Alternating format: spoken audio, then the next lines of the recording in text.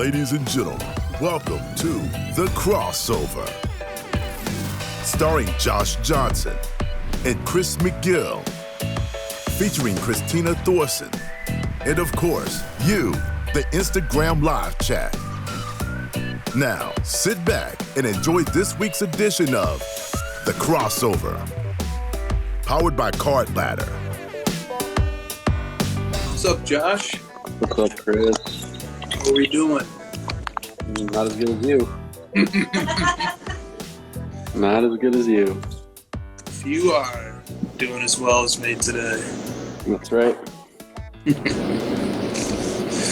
Yes, sir. I'm on the West Coast, so I'm feeling what it's like to do a 9 a.m. crossover.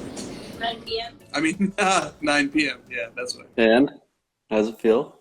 It feels early. It feels real early. You're like, the sun... Oh, wait. The sun's still down. Yeah, well, it just went down.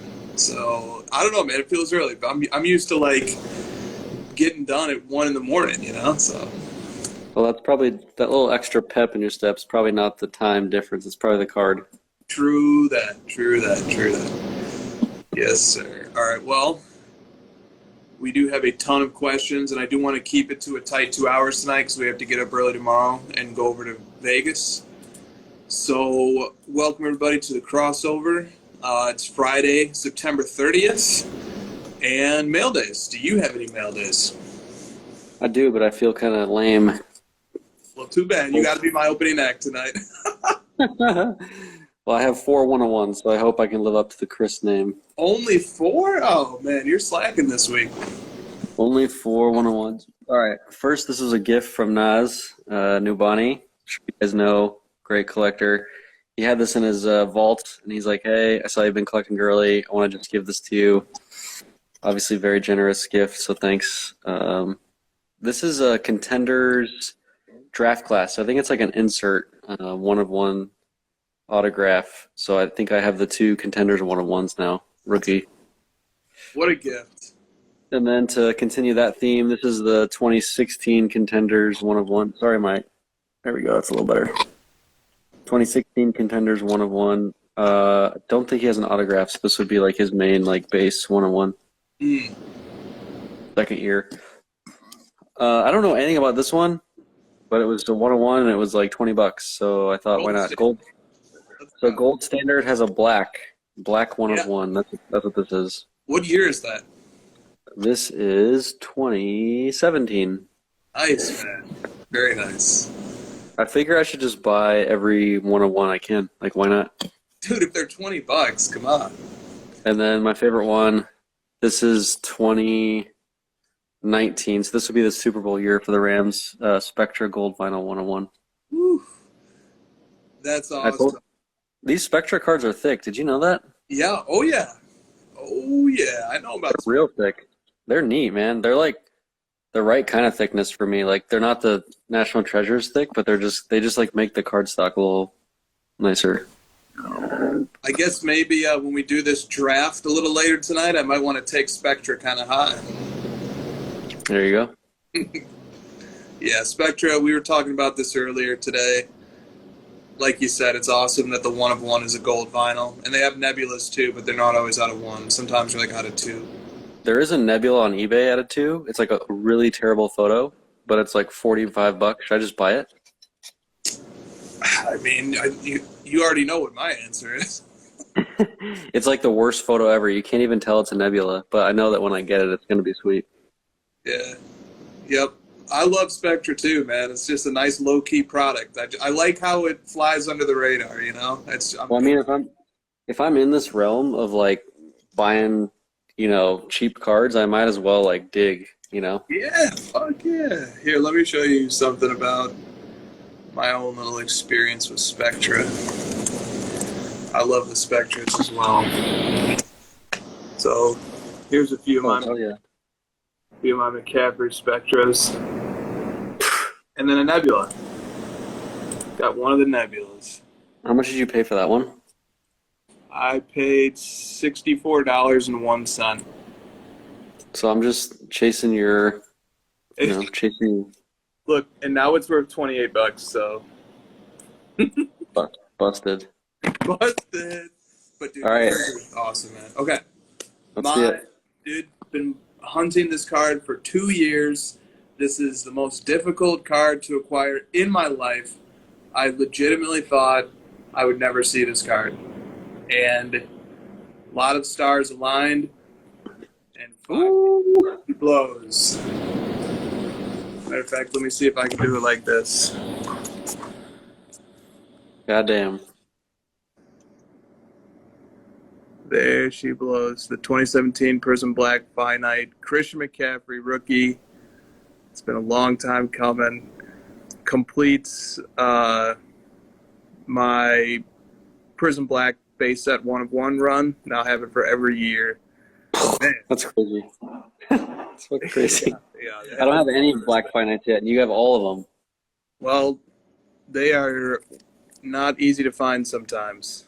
So there she is. I know a lot of people have been following along, probably annoyed at the constant hunt for this card, and it's over. The hunt is finally over. So is there like a quick fun story? I know the story a little bit, but... Yeah, it's a quick fun story. So for people who are just kind of joining in, I'll just kind of keep it up there. The card walked into a shop in Bellevue, Washington, about 2 or 3 weeks ago, I guess it was, maybe 3 or 4. Yep. And the shop owner traded some cool Mahomes cards for it. Then somebody who Christina and I had met at trade night at Bullpen LA many years ago saw the card, knew about the bounty that I'd put out for it, and just contacted me and said, hey, I found this card. It's at this shop up in Washington, and if you want it, I know you made a really strong offer for it. The shop owner will take it. So what do you want to do? Do you want to do it? And I said, yeah, let's do it. And so then he did the deal. He went up to the Bay to pick up the card at a card show last weekend, and then, I met up with him in Los Angeles today. Back at the bullpen too, which is cool. Like the shop where we met at trade night came full circle. So full circle.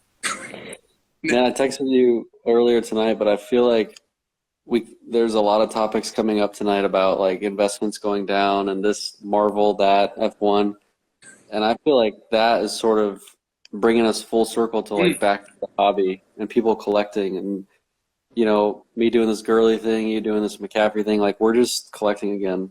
And so to see you land like this 1-on-1 and do it old school, like meet the person, it's like at a card shop, like these stories we used to have. So it's kind of awesome to hear this. Yeah, dude, one of the absolute best days of my collecting career, maybe the best, or one of them, just because of how hard it was to find that card. It was I really had put the thought out of my mind that it would ever appear. I was just like, forget it. It's not coming up. Dude, I've had people try to connect me to like possible owners of the card. One guy said, look, I think I know who has it. He's private. He doesn't want to go on social media. If you write a letter, I'll deliver it to him. So I've literally written letters like begging people that don't even know if they exist. Like please sell me this card. And there it was. The guy who owned it has no social media. Bellevue, Washington is an area that is affluent. It's got high-end collectors who just don't really go on social media, don't really, get involved in the online card scene. They just have their local shop that they go to. So, there was never going to be a chance to connect with this guy. It just so happened that he decided to bring it into the shop and trade it out. So, pretty crazy. You want to say the name of the store, the shop? The shop, it'd be nice if I knew that, huh? Because you never met with the shop owner. You're just dealing with this other guy. Correct. I did talk to the shop owner, though. And he was like, "Are you real? You're actually offering that price?" Yeah. That's what the joke was like, oh, really? That much? Yeah, let's do it. It's called Collector's Corner NW, or Collector's Corner Northwest in Bellevue, Washington. So shout out to that shop. Shout out to AC Sports Cards. Let me make sure I get his Instagram right. Anthony, AC Sports Card 7. Anthony's his name. You know, he's the one who connected up the deal. Very grateful to him for that as well. So yeah, that's the deal. Finally, can rest easy knowing that that card is finally. It'll be weird. Like once I put it in my card ladder collection, it's going to be weird seeing it in there because I really told myself like, just you have to be happy with what you have because it's not coming out. Yeah. Well, hopefully there's a new feature that'll help estimate the value of that thing better here soon. Oh man, wouldn't that be cool? Well, okay, so that's what's up. Do we have any news or updates that we want to announce at this time? I guess we can say like good, cool stuff is coming that we're very excited about. How about that? We have 2 monster features coming. Huge. Christina wants us to move on. That's enough. We can say that. I have 2 personal announcements. Let's go. Tomorrow's my son's birthday. He's turning 7. Nice. Happy birthday, Sammy. Christina knew that already. And I've been running a lot, as you know, and yesterday I ran 4 miles. First time I crossed the 4-mile mark. Pretty proud of myself for that one. 4 miles is no joke. No, and it's like once you figure out kind of the trick to running, you can kind of just keep going further and further. So hit 4 miles, pretty slow pace, but still it's a long ways for me. What is the trick to running? The trick is to keep your heart rate at a consistent level. And then once you figure that out, because if you start like getting your heart rate really high because you're running too fast and you dip it low to get it back down, then you're just kind of screwed. If you keep it consistent at like 75, 80% max heart rate, I think it's a lot easier that way. Nice. So pace yourself. Exactly. Yeah, you can't just like run. If you're going to be running 4 hours or 4 miles, you can't like run out a gate fast. You got to go slow. Nice. All right. Well, maybe this will spin. Maybe we'll have a spin-off into like a running show, a jogging show. No, Mix in a little 3-on-3 basketball advice as well. You know, we've done pretty well in that category too. So. Well, I was inspired to start by Patrick 8209. Do you know Patrick? Oh yeah. He runs much further than I do and much faster. So I'm just trying to put a dent in what he does. So one day at a time. Yo, that boy Sirius said, "Nice. My 9-year-old daughter ran 2.5 miles today in a jogathon." Yeah, see, told you. I'm like some bum who like, oh wow, I ran 4 miles. Like, yeah, my 9-year-old ran that yesterday. Bro, 2.5 miles, man. Come on, that's serious. I can't run for longer than 2. 2 is like good, man. And I started to get bored too. Like when I take a jog after about 20 minutes, I just man, I'm done. That's why when Bill Simmons was gone, running was a nightmare because it was like I don't even know what to listen to. Now I have some new podcasts that I have queued up. It's all about the podcast, but yeah, you're right. You get kind of bored after a while. You do. Well, congrats on 4 miles, and congrats, Sammy, on the Big 7. All right, first topic of today. Robin, I can't run 4 miles in the nicest pair of Jordans, let alone in slides. All right. Birds on the Bat says, so we got 2 questions that are tag teamed here. All right.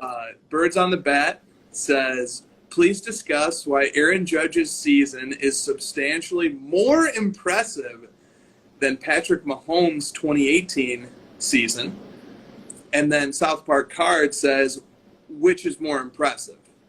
Russell Westbrook's triple-double records or Aaron Judge's home run record? Okay, so put these 2 to story polls, and here were the results. 67% to 33% said Judge's season this year is more impressive than Mahomes' 2018 MVP season. And then second poll, Westbrook 4 triple-doubles over a single season. 4 times he averaged a triple-double. Or Aaron Judge's home run record this season, possible triple crown, possible AL MVP. And that one was about tied.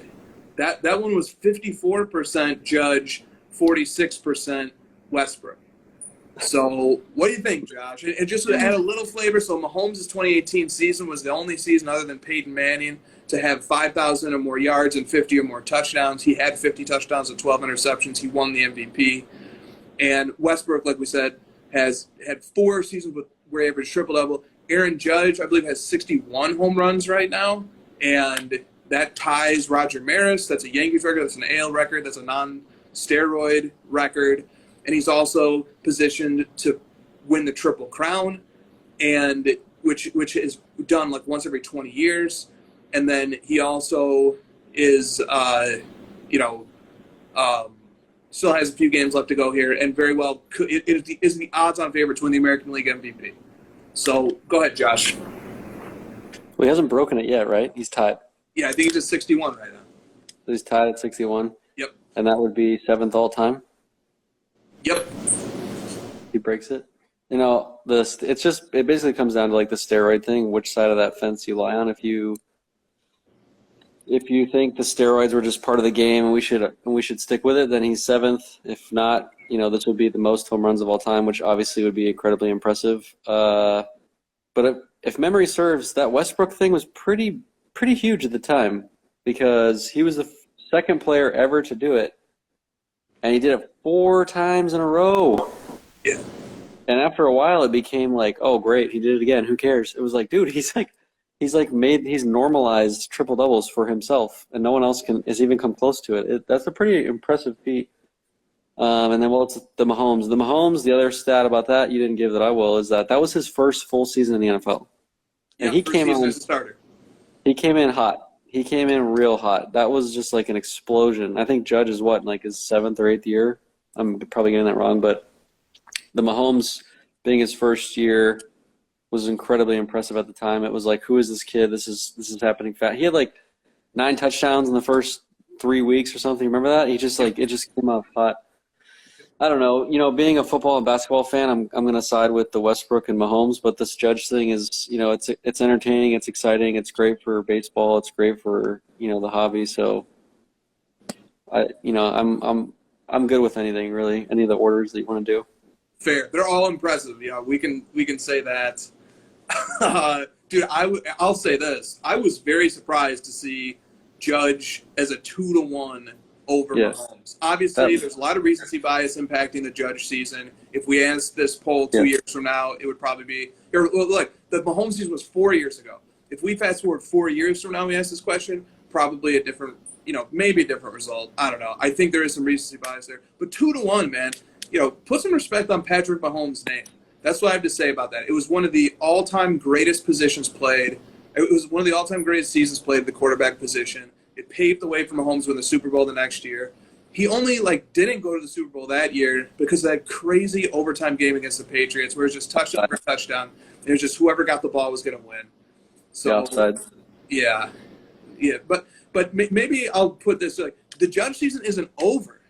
If it comes with a Triple Crown, with setting the home run record, and with an AL MVP, and if the Yankees mess around and win the World Series, now I think it's a pretty clear cut.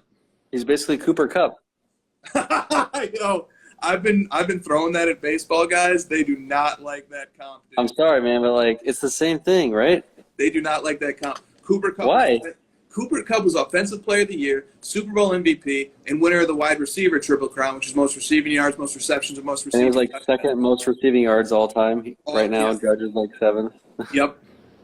So, but they don't want the Cooper Kupp comparison, man. They're they poo-poo all over that. Even though what Cooper Kupp did in one season, Jerry Rice, the greatest wide receiver of all time, maybe the greatest football player of all time, took a whole career to do. How much of this is the Yankees? Let's be honest here. A lot. I don't know enough to be able to say for sure that's a lot of it, but I'm guessing it's quite a bit. Yeah, it's got to be a lot. But hey man, it's one of the great baseball guys who I've talked to about this have said it's one of the greatest seasons ever batted in baseball history. Totally, dude. How fun would it be to be an Aaron Judge collector right now? They're doing not talking about money. I'm just talking about the excitement of, because we always talk about collecting a guy who's actively playing and just the excitement around it. If your guy is literally like breaking records and hitting home runs, that would be exciting. Dude, I would be having the time of my life. I can only pray and dream that any of my PCs have a season that's a fraction as good as the historic season that Judge had this year. And if they did, I would be going nuts. Plus, we're splitting hairs. You know, it's like, oh, the 2018 Mahomes and triple-double records. Like, these are historic seasons across the board. I mean, you can't really be wrong or right, I feel like, in this argument. No, you can't. Yeah. Hey, look, everybody has something to be happy about. I think, like, a little bit of shade being put on what was an amazing season for Mahomes, and I was very surprised to hear that from the hobby.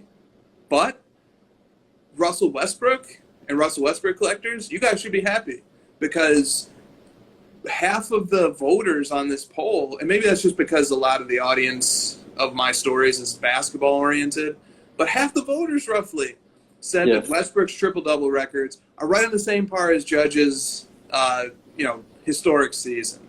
So, like, I don't know, man. That if I was a Russell Westbrook collector, I'd be like, yeah, okay, that's awesome. People are putting some respect on the what Russell Westbrook did.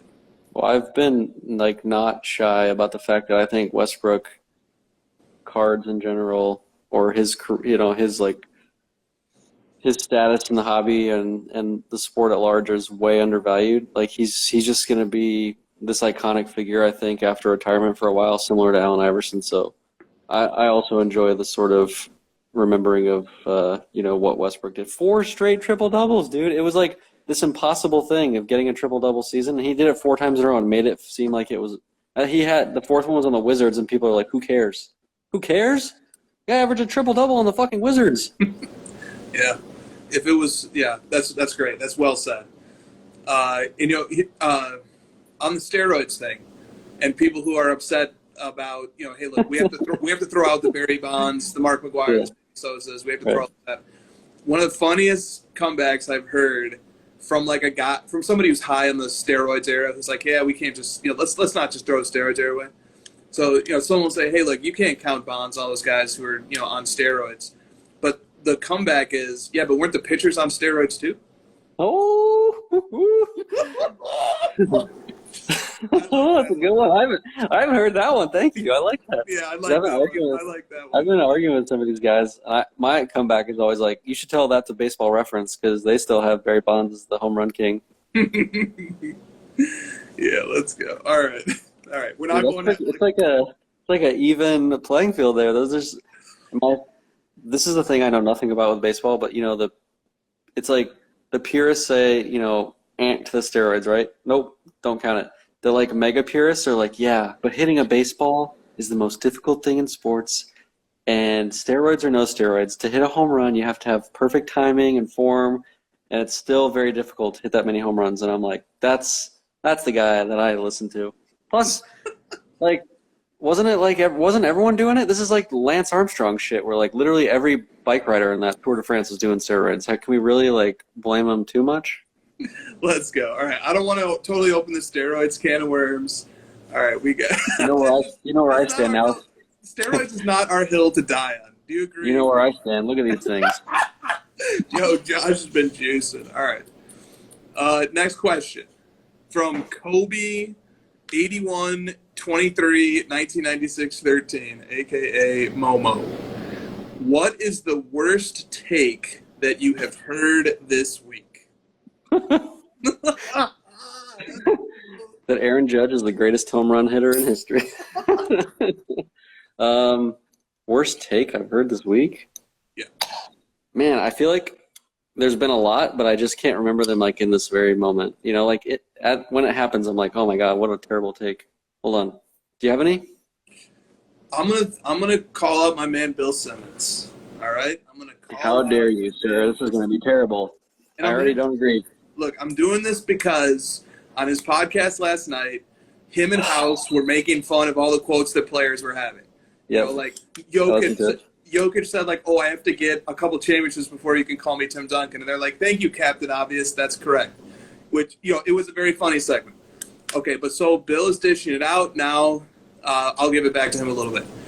Bill said, and by the way, like, the player I'm about to talk about, like, is having a great season, and he is a great player. but this is putting the cart before the horse.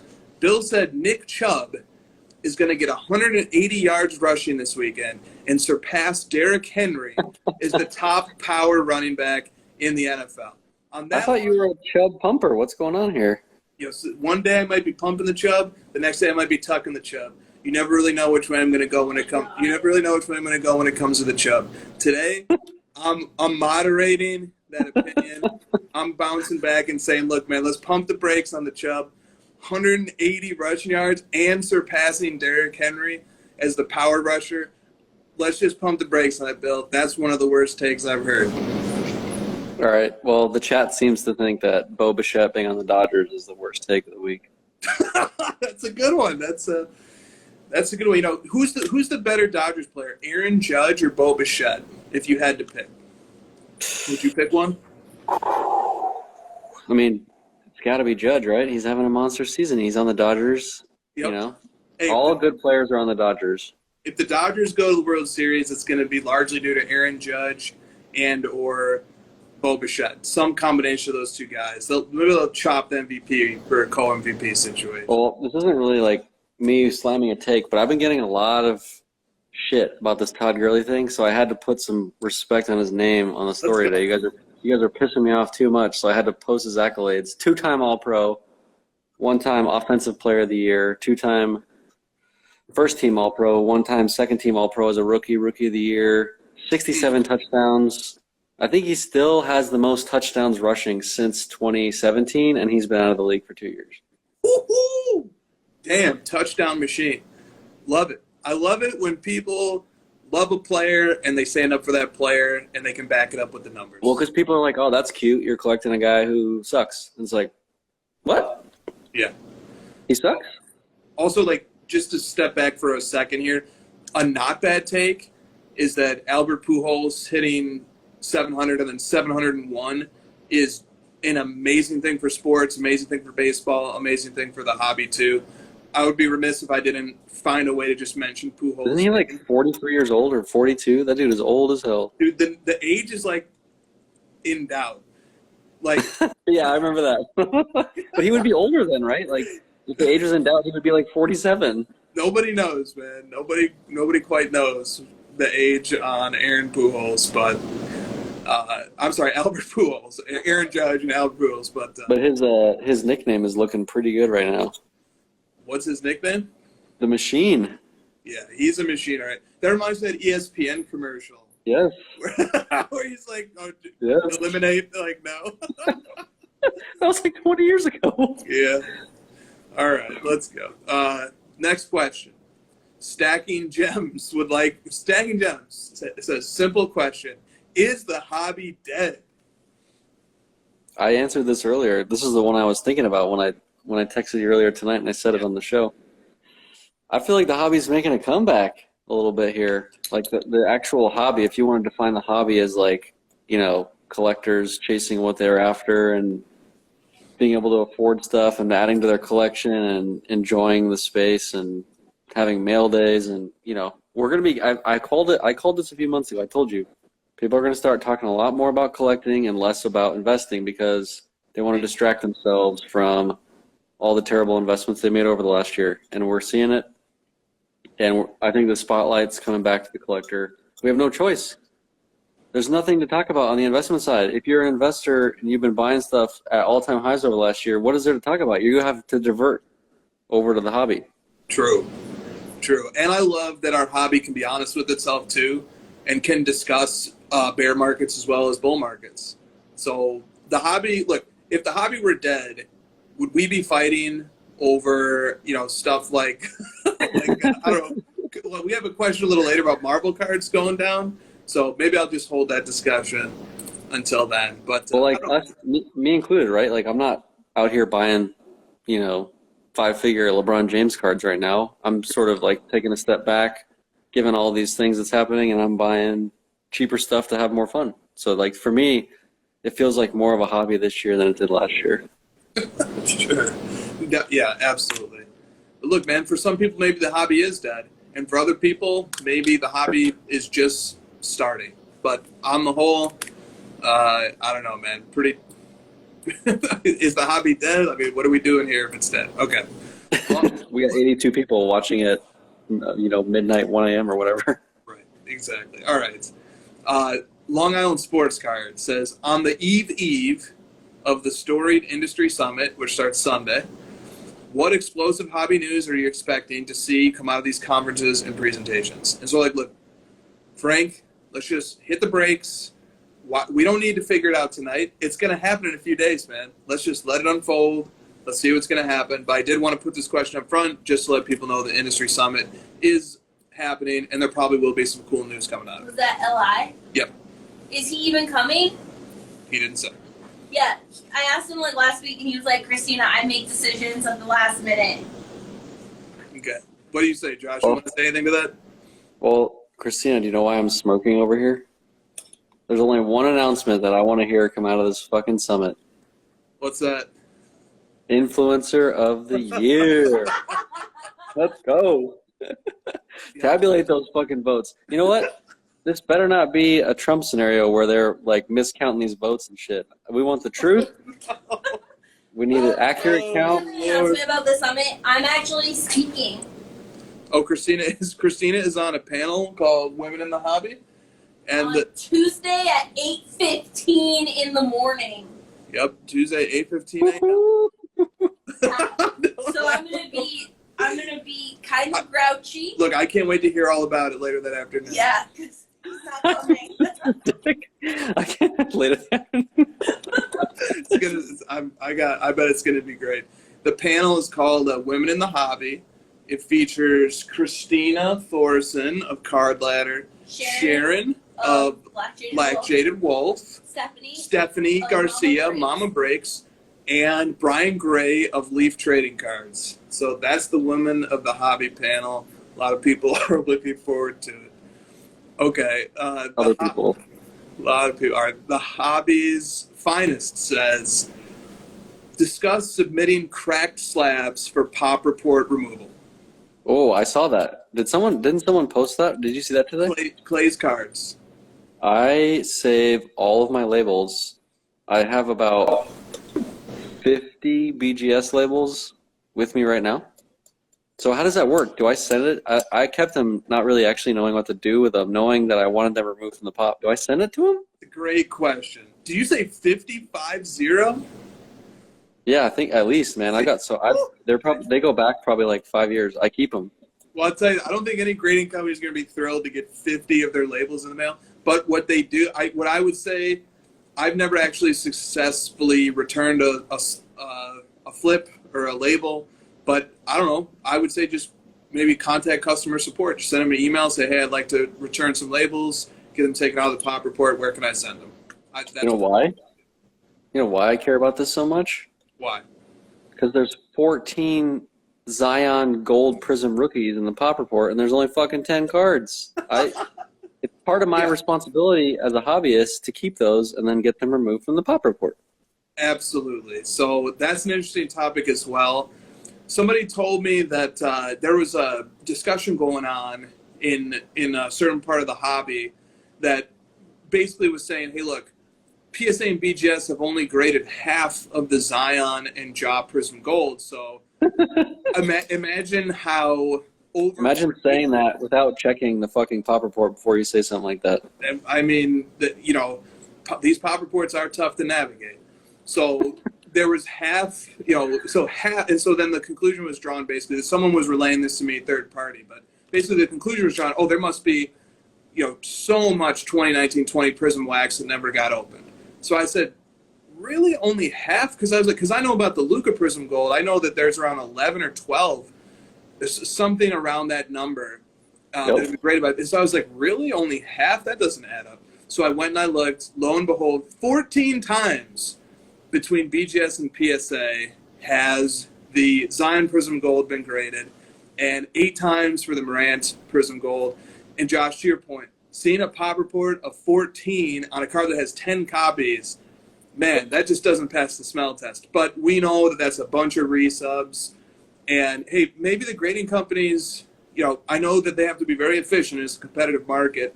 But maybe, they make a note of when the same cert comes in. the same, number 8 or whatever. I don't know. Maybe there are ways to solve this. Well, super mini rant coming. If you hear an influencer say something stupid like that, and you can fact check them in about 30 seconds that they're wrong, you know that they're just saying that to get a rise out of people, and they don't actually give a shit about getting the information correct. Yeah. Pisses me off. It's good to fact check, man. Fact check all of us. You just fucking say stuff and like hope you're right, and just to get the clicks. Like what do you do? What are we doing here, man? Everything that you and I do, obviously, is like I'm about to research the shit out of this thing before I make any sort of post about it. I don't want to look like an idiot. Big facts. Even I was like triple checking it. I was like, let me just run this one more time. You're like 3 + 4 + 4. You're like, I think I can math. I don't know, man. Fact check the fact checkers. Fact check the hobby. Nothing bad can come from fact checking, and you know what?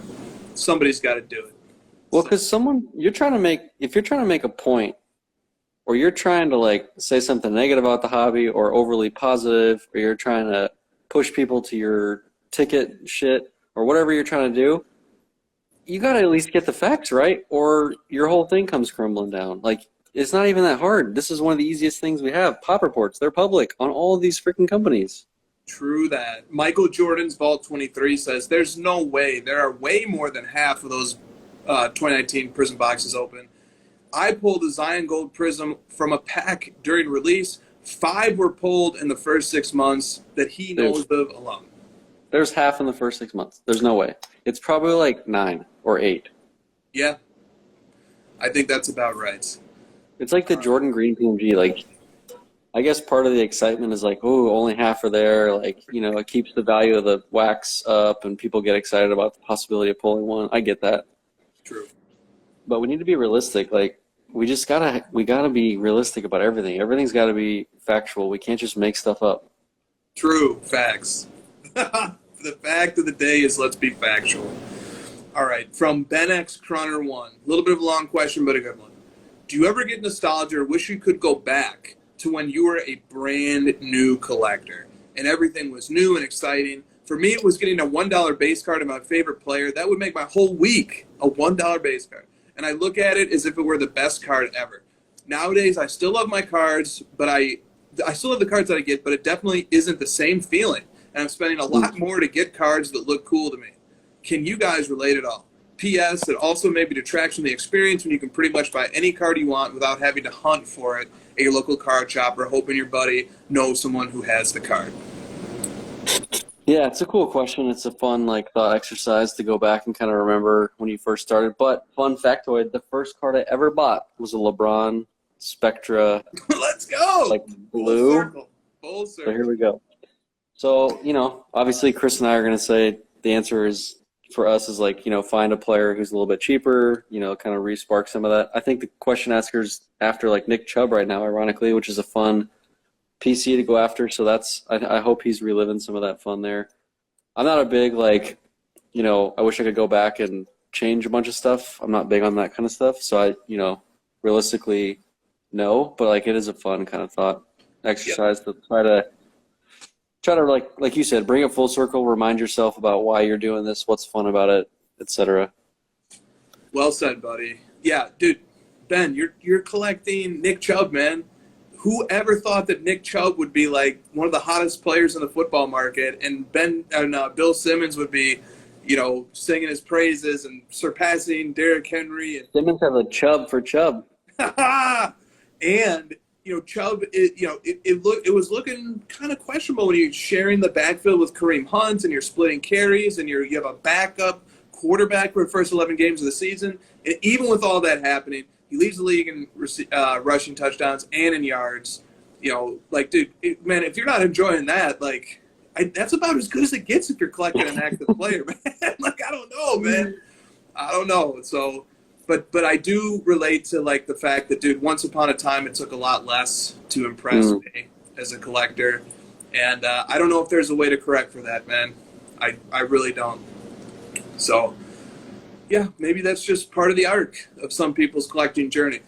You and me have been back in the hobby for over 6 years. We both came back at around the same time in the summer of 2016. How would you say your arc has your collector arc or your collector story or your collector narrative, how has it changed since day one in broad strokes? And like, do you see it, where do you see it going? Well, the first thing I think of is just how much we know about the hobby now in terms of like what cards exist, all the different sets, like where the cards are located, with what collectors. Because I just, when I first started, my whole focus was like Penny Hardaway stuff, and I only knew about like 90s basketball. I didn't know about anything else. And then over time, I get exposed to like exquisite collectors, and I get exposed to baseball collectors, vintage collectors, and I start to learn about, all that exists out there and all the different types and ways you can collect. So that's kind of the first thing I think of in terms of like, are you thinking like, like our sort of like growth with our collection size and value, or is that what you mean? Or it doesn't have to be. I think it is part of the story. Is like, how does the collection change, evolve? What cards get added? What cards get removed? What players get added? What players get removed? But also, the enjoyment factor, the narrative, Yes. the hobby. Your hobby narrative as a collector.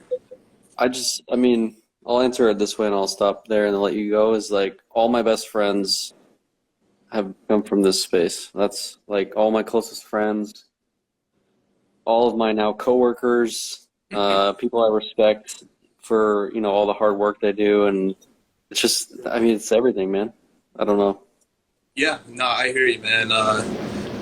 Dude, I don't know, man. It's in many things, not just in the hobby, but I think in many activities, there's a sort of, a courtship where everything is amazing. And there's mystery. Honeymoon phase. Yeah, or a honeymoon phase, right. And there's intrigue, and then you've learned more, and that's part of what makes the first part so fun is that there's so much to learn, there's so much to discover, there's so much more to unlock. But eventually, as you unlock more of it, as you learn more of it, you eventually run out of new things to learn and new things to unlock and new things to discover. And then the name of the game changes, and it becomes, how can I challenge myself, now that I've reached a certain threshold or a certain plateau? How can I shake things up? And you do sort of chase the dragon. You do sort of try to go back to what it was that captivated you at the beginning. I think that's natural. I think that's part of many things in life, not just sports cards, but many pursuits and activities, careers, so on and so forth. And, it's a challenge. It's an absolute challenge to say, I know I love what I'm doing here. I know I love this hobby. How can I continue to get the most out of it? How can I set up my expectations? How can I set up my routines? How can I set up my mindset so that I love this hobby as much as I possibly can and I get the most out of it? That's something I think about a lot. But, for me personally, it's not hard. I just wake up every day and I remind myself, honestly, I pretty much do remind myself of how boring that, first hour of my day would be if I'm just like, if I was who I was before the hobby and I'm just scrolling Twitter and like I see a CNN headline and I'm like, oh, okay, look, the hurricane did this, and right. then, and then so let me develop an opinion on this and see if I can debate somebody on it or something. It's just that sort of aimless entertainment versus being a player in this fun, nerdy, niche sports card hobby. As long as I keep that in mind, it's pretty easy to be grateful for what we have. You want to be a big fish in a little pond, Chris? Oh yeah, being a big fish in a little pond is just great. No, I think I obviously agree with everything you said. I just thought of like one of the reasons I get so defensive and angry about people mistreating the hobby or pumping and dumping stuff and all that kind of stuff we always get upset about is because like I know that if those people had like real genuine interest in the hobby, they wouldn't be doing that kind of stuff. And like there is a real true genuine interest in this hobby from a lot of people, and like guys like you and me and Christina, like we would just never think about the hobby in those terms because it just means so much more to us than the money aspect. It's just all these different things we talked about. So that's why we get so defensive, right? Is like if you would just like focus on what it is for the fun of it and the friendships and all that kind of stuff, you would just enjoy it so much more than if you were spending your time making top 5 pump and dump bullshit. Yeah, that's great. That's such a great point. You know, I could say this too as I sort of reflect on this question. One way that I definitely leveled up my hobby experience was by collecting active players that are good, not players who I can feel good rooting for, and not like be like getting very nervous sweating about them, and collecting them, and then integrating sports fandom into my hobby experience. That has been the way over the last probably 2 or 3 years when I transitioned from like a Michael Jordan focus to now having players to collect from Le'Veon Bell to McCaffrey to Luka to Jokic, who are either recent products of a sports league or are active. And then, challenging myself to learn about the history, the modern and the long-term history of these sports, challenging myself to understand how the analytics and the statistics of these sports work, understanding important accomplishments and how they relate to players' legacies and how, that is like such a big nut to crack that like I'm barely scratching the surface of like understanding all, as much as I can about modern sports journalism, modern sports accomplishments, being a hardcore modern sports fan. And that always feeds right back into collecting. So that, upon reflection, that's one way I've done it, is by like really diving into aspects of sports fandom that I wouldn't be nearly this deep into it if I wasn't collecting cards of these players. Yeah, that's great. All right, Mike Pinkerton 50 says, shows are busy. Is the hobby growing? Do lower prices grow the hobby? Are prices going down a good thing for collectors? Man, it's kind of a good point, right? It is kind of a good point. Like, dude, I'm thinking about the housing market, and I think to myself, there are a bunch of people out there who are thrilled if housing prices continue to tick down. People are thrilled about that. Apply that to the hobby. There should be people who are thrilled about the price of cards coming down, about markets correcting, and that's not to say, but momentum is a hell of a thing, right? Momentum is tough. It's really tough pill to swallow when, the momentum is a 25% correction on a player like a Tom Brady or something like that. It's like, oh, it's stressful. But by the same token, to Mike Pinkerton 50's points, is prices going down a good thing for collectors? Yeah, it should be, man. It should. For the people who love and want the cards, just like people who want to get into a house or want to get into the stock market, seeing a correction is an opportunity for people to do that. Yeah. I don't have like the stats in front of me, so I'll just kind of anecdotally make it up. But like over the last whatever years, there's been a lot of stats around like the housing market being mostly bought up by like investors and all these like funds and stuff, and they're using these properties to make money through Airbnb and rentals. And that's kind of what happened in the hobby, right? You've got all these like investor types wanting to like gobble up all these cards. Now that it's cheaper, you're having people who are buying the homes and the cards for their actual intended purpose, which is like people need to fucking live in these homes. They're not fucking investments. They're homes with roofs over people's heads so they can live. And for the hobby, it's buying cards for people to enjoy their collections, collect, PCs of different players, whatever the case is. So it's a great analogy. That's a great point. Dude, whenever you and I are at these shows, the Dallas shows and then the National, I'm like looking around and I look at you and I'm like, I thought the hobby values were going down. Like, this is fucking crazy. There's like more people here than I can ever remember. We can't even walk without bumping into people. It's madness. Yet we all look around at each other knowing the cards are going down in value like each time we buy it. But yet we're still all here. How is this happening, True that, man. True that. So great insight from Mike. We'll see, man. Time will tell. Invest-A-Card, shout out Eddie, asks, with so much, oh my God, this is such a topic for Eddie. With so much with so much sports betting content, which you and I have admitted to consuming a bit lately. Love it. Do you think that some big card money might be moving over to sports betting? Is this where you come clean, Josh, and admit that, you've been betting a lot of units lately? I've been betting like $100 to $200 a week the first few weeks of the season. It's fun, man.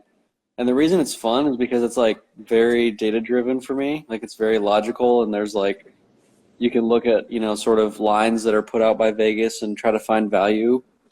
Right? When you find value, you kind of bet harder. Whereas like when you go to play the slots and, typical Vegas things, you kind of like know you're going to lose basically. Whereas these, you feel like as a sports fanatic, you can kind of figure out ways to try to make some money.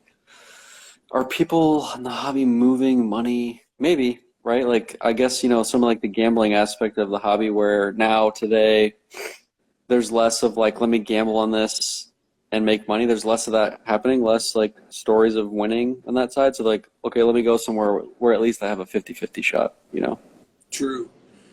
Yeah. I think that there is overlap. I think there are gamblers in the hobby and there are hobbyists into gambling.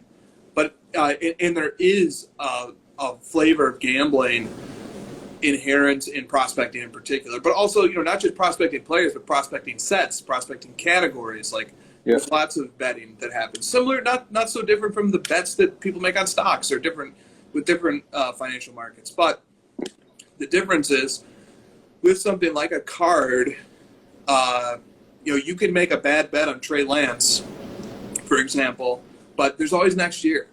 And there's always a cascade effect of prices dropping. So you can be wrong on Trey Lance and take a 50% haircut. But in sports betting, if you're wrong, it's an all or nothing proposition. If you're wrong in sports betting, you either win all or you go straight to zero. No ifs, ands, or buts about it. Great point. That was always like Gary Vee's kind of point. He used to say that. Yeah, it's a good point, man. It's like, dude, the Trey Lance one is a great example because it's not a 50% haircut because we still don't know who he is, and there's like the Trey Young, bubble aspect of like he's not playing. I still think he's going to be this amazing thing, and we've got to wait longer, and his prices are going to probably not.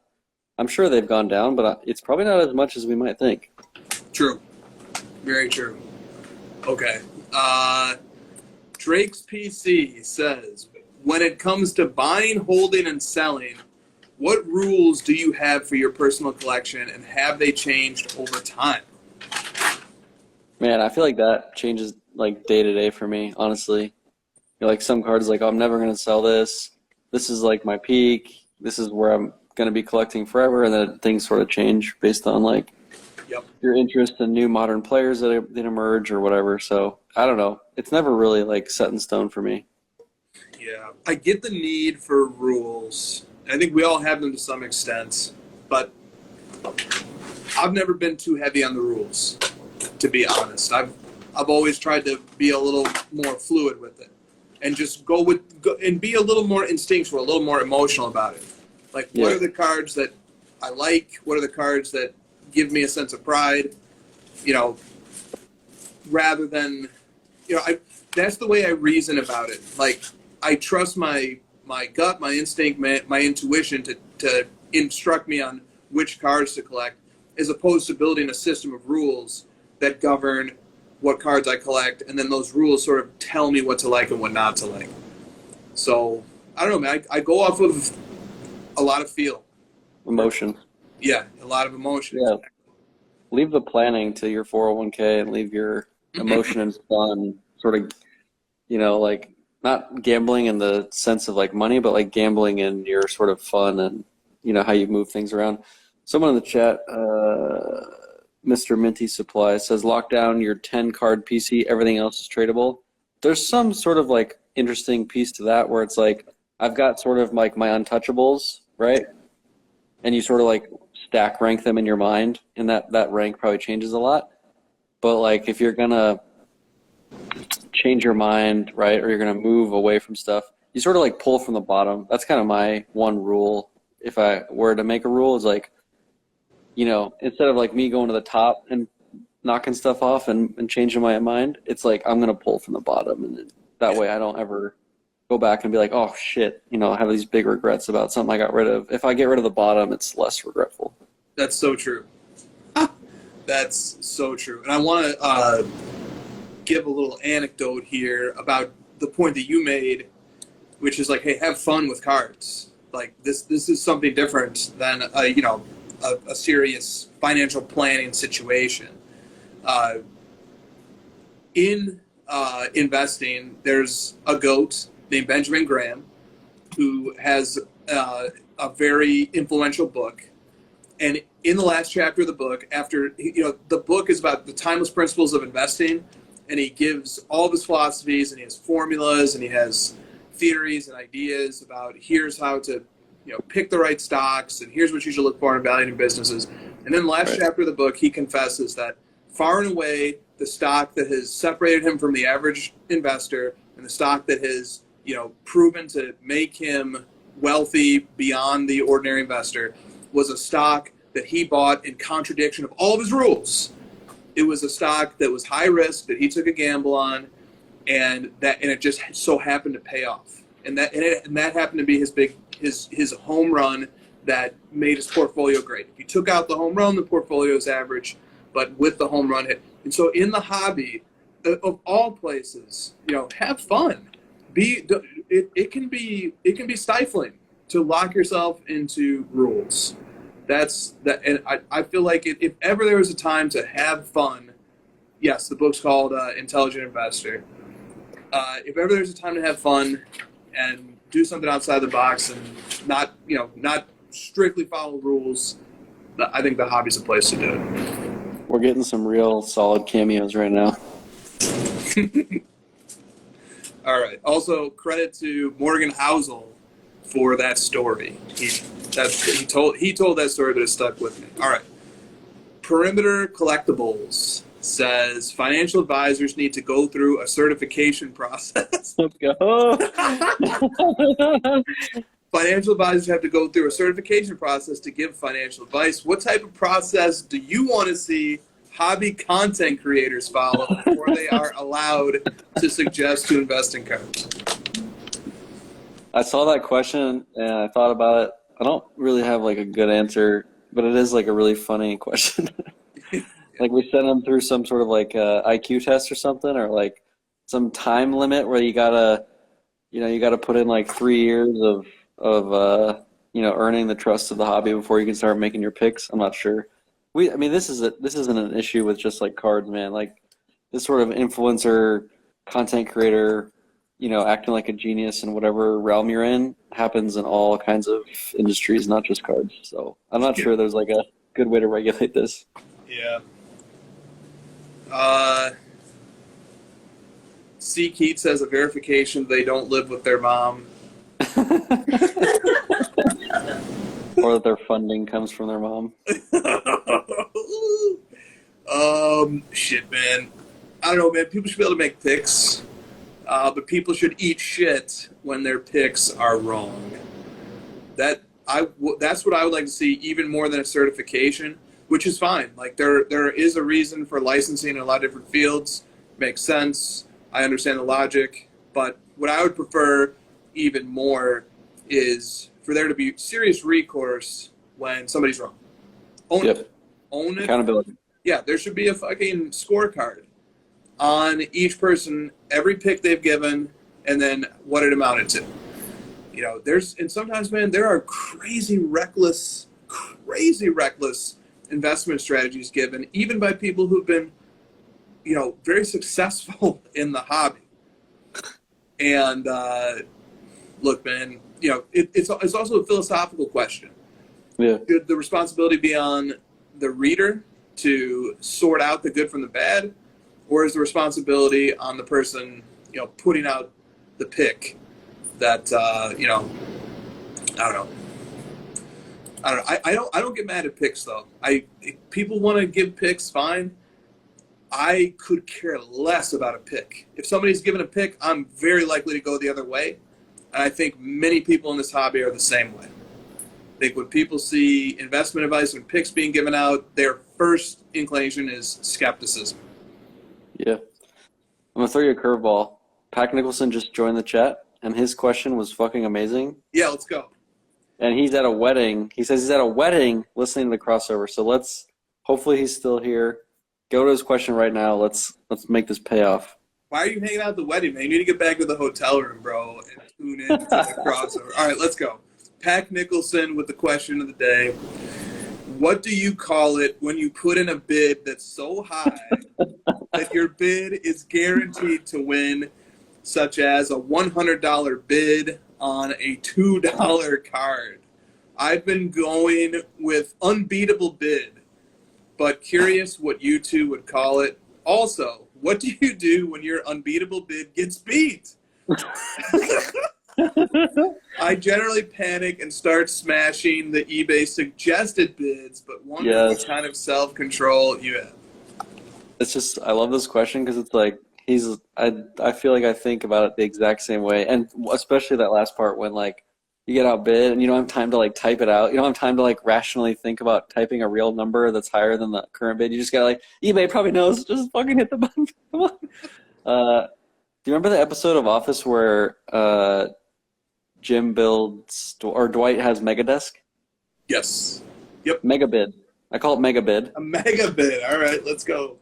Kind of like, and that like, reminds me of Mega Upload. And Kim, what was that guy's name? Fuck. Sorry. Do you know what I'm talking about? Mega Upload? No. Oh, Lord. Okay. Kim. I call it fuck you, bid. Kim.com of Mega Upload. All right, I'm sorry. Megabit. Please continue. One of the girly cards, I think it was like the Gold Prism 2018. I bid like some stupid like 400 and whatever the fuck, like some high number, and it went for like $40, $50. It's like, God, what if one person just felt saucy tonight and they're like, you know what? I'm gonna bid 300 because I'm gonna fucking mega bid this as well. It's like it only happens when two people feel the mega bid coming. Dude, it's so true. And sometimes when those mega bids get firing, you know, cards do get shilled a lot. And it's bullshit, and we hate shill bidding, and it's fraud, and it's BS. But there's a dual mega bid. You're saying there's a real dual mega bid that goes down. Sometimes, man, like a card will go for 2x what it's worth. And it's just because there was a dual mega bid. There was one mega bidder going up against one unbeatable bidder. And, the price got set. This happened to me. But, like, I was in a situation that Pack Nicholson did not ask about. He was asking about the situation where, like, oh, you lose. You know, right. I've been in a situation where I put in an unbeatable bid, the other guy put in a mega bid, and I won. And it was by like $1. It was on a Le'Veon Bell card that should have gone for maybe $200 to $250, ended up going for $750. And like I looked at the bid history. Everybody bid up to like 200, 220. There's a few bids. Then two idiots put, one guy, me, put like a bid of like, I think my bid was like 900 something. But dude, the second highest guy put like 750. And so me and the other guy, I ended up paying 3x market. Do you remember though, when I discovered that guy who got second also was the high bidder on another Contenders 1-of-1? So it was legit. It was legit. There's just, it was just, you know, that could happen in the card market. Well, is this why, this is like a separate topic, but you guys are usually pretty, the word lenient is not the word I want to use, but like you usually err on the side of like, this is a legit auction. Yep. Like, because a lot of people want to go for the side of like, oh, this was shill, this is bullshit, I shouldn't have gone for that much. But we like to think about it in the terms of like, obviously we want to protect against shill bidding, we do our best, but maybe talk about that a little bit. Yeah, if it's a close call, we err on the side of admitting the sale into Card Ladder's database until we see further evidence to remove it. You know, if the card gets relisted, obviously it comes out. If we get evidence that it was in fact a non-consummated purchase, the card comes out. But if it's a close call, we are going to err on the side of it being a legitimate transaction, just because of situations like this. They happen, and they might happen more than we think it is, than we think that it's happening. We also err on the side of putting data in front of people rather than hiding it from people. We only want to take data away from people's ability to look at a chart. We only want to take it away when we know with a high level of certainty that that's a bogus sale. So, I think we have our caption tonight. What's our caption? I mean, I think it's mega bid. We can vote, and the chat can maybe come up with a better one, but it's whatever this is, whatever the name of this is. This is such a good question. Mega bid, unbeatable bid. Christina bid, I think. Christina calls it the fuck you bid. Of course she. Seek Heat calls it a YOLO bid. Speaking of fuck you bids, one of the first auctions Christina ever participated in, she put in a fuck you bid on a very liquid card, and she did get shilled, like up to like 3x the market value. And it was like awesome that it was a shill. So Christina's fuck you bid turned into an opportunity to get shilled. And there was a guy who just like incrementally $1 bid that thing all the way up to her bid, and she did get shilled. That's what, so you can definitely get shilled. I think that's a backfire bid. Yeah, BDE bid. Okay. A big. Forget a bid. It's nice. Forget about a bid. Forget a bid. That's good. I personally like Megabid because I just love the whole Megadeth thing. Nice. I like that too. Remember that? He's like, it's like stacked up. He's like, his head's like touching the ceiling. He's like, please don't take away Megadesk. Like, I want one more day of Megadesk.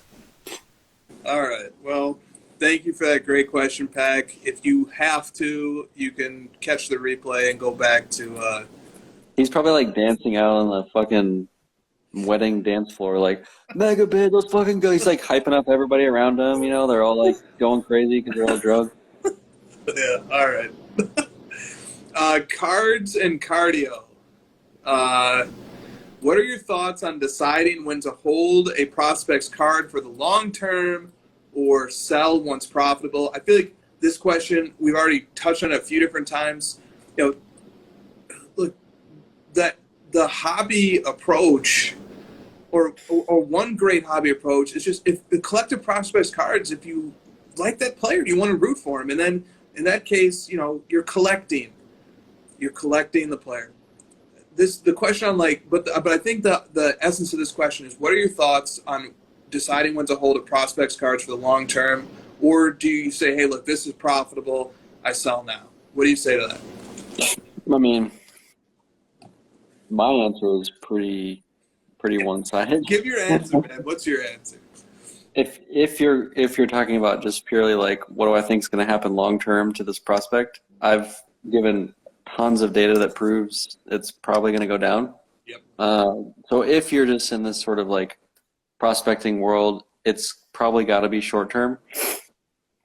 Because we've just seen over and over. Like, I think you had another question that comes up that's like, what needs to happen for Herbert over the next 10 years for his prices to hold? And I was thinking about that question. That's kind of my answer to this question, Sure. Which is like, God damn, dude, he's got to win like 4 fucking Super Bowls or something crazy, right? Like, and I don't know. I made a series of story posts about, I don't know if we want to take this the NFL route, but I will, because that's kind of where my mind is. There's just so much goddamn parity and talent in the NFL that I just feel like this whole Brady 7 Super Bowls thing is just not going to happen again for a really long time. There's just too much talent in the NFL. Like, you could make a case for like 10 or 15 dudes winning the MVP this year, and you can't really argue against it. There's just so much talent. I mean, Lamar Jackson cards are like 7th or 8th most expensive of all these quarterbacks, and he's clearing away like the early season MVP, right? Yes. It's just crazy. There's just so much talent. Dude, So it's really tough. You can have a Tua situation where he's leading the league in quarterback rating. His team is 3-0, and he's looking like a dark horse MVP candidate. And then you can have an unfortunate injury situation. As a collector, Christian McCaffrey, I know all too well how injury situations can really put a damper on an entire NFL season. That's also part of the nature of the NFL too, man. These ratings, these leaderboards, they can shuffle around quickly, and it can be stuff completely out of your control. You just said it. You summed it up. It's out of your control. It's like, you're probably right about Herbert. Like, he is super talented. You were right. Like, you nailed it. You prospected him. The dude is a phenomenal quarterback. But his left tackle's out for the season. He had a rib injury. His best receiver's out for a while. Like he's going up against Mahomes in the division. He's got like there's just so much stuff that's out of his control to where you can't really say that his cards or whatever is going to go up because we just don't know. Like it literally is just an unknown. And I've been pointing out, even if they do hit on everything that you predict, in a lot of those cases, they still somehow go down in value because of other factors like, people moving on to the newest rookie class, people kind of getting bored of a player or whatever. Like, that just happens with time. Dude, You just can never know what's going to happen in the future. You just can't predict people's feelings 5 years into the future. Dude, it happens, dude. Like, that's a point worth touching on as well, is how, like, almost the question of what a player's accomplishments are is maybe like a third of the equation. Because you could have a Mahomes situation where 4 straight conference championships, 2 Super Bowls, a Super Bowl win, and an MVP, and just absolutely all-time caliber athletic performance to this point in his career, and that guy's cards are down 30% over the last 6 months.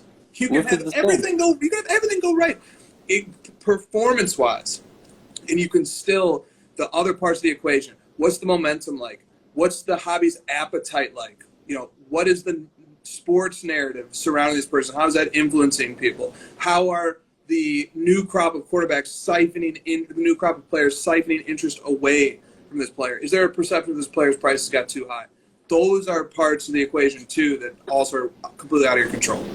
It's happening to Luka too. Does he have 4 All NBA first teams? Like, what the fuck? He's like 4 straight, far and away, way exceeding expectations. Yes. Like blowing them away. Yep.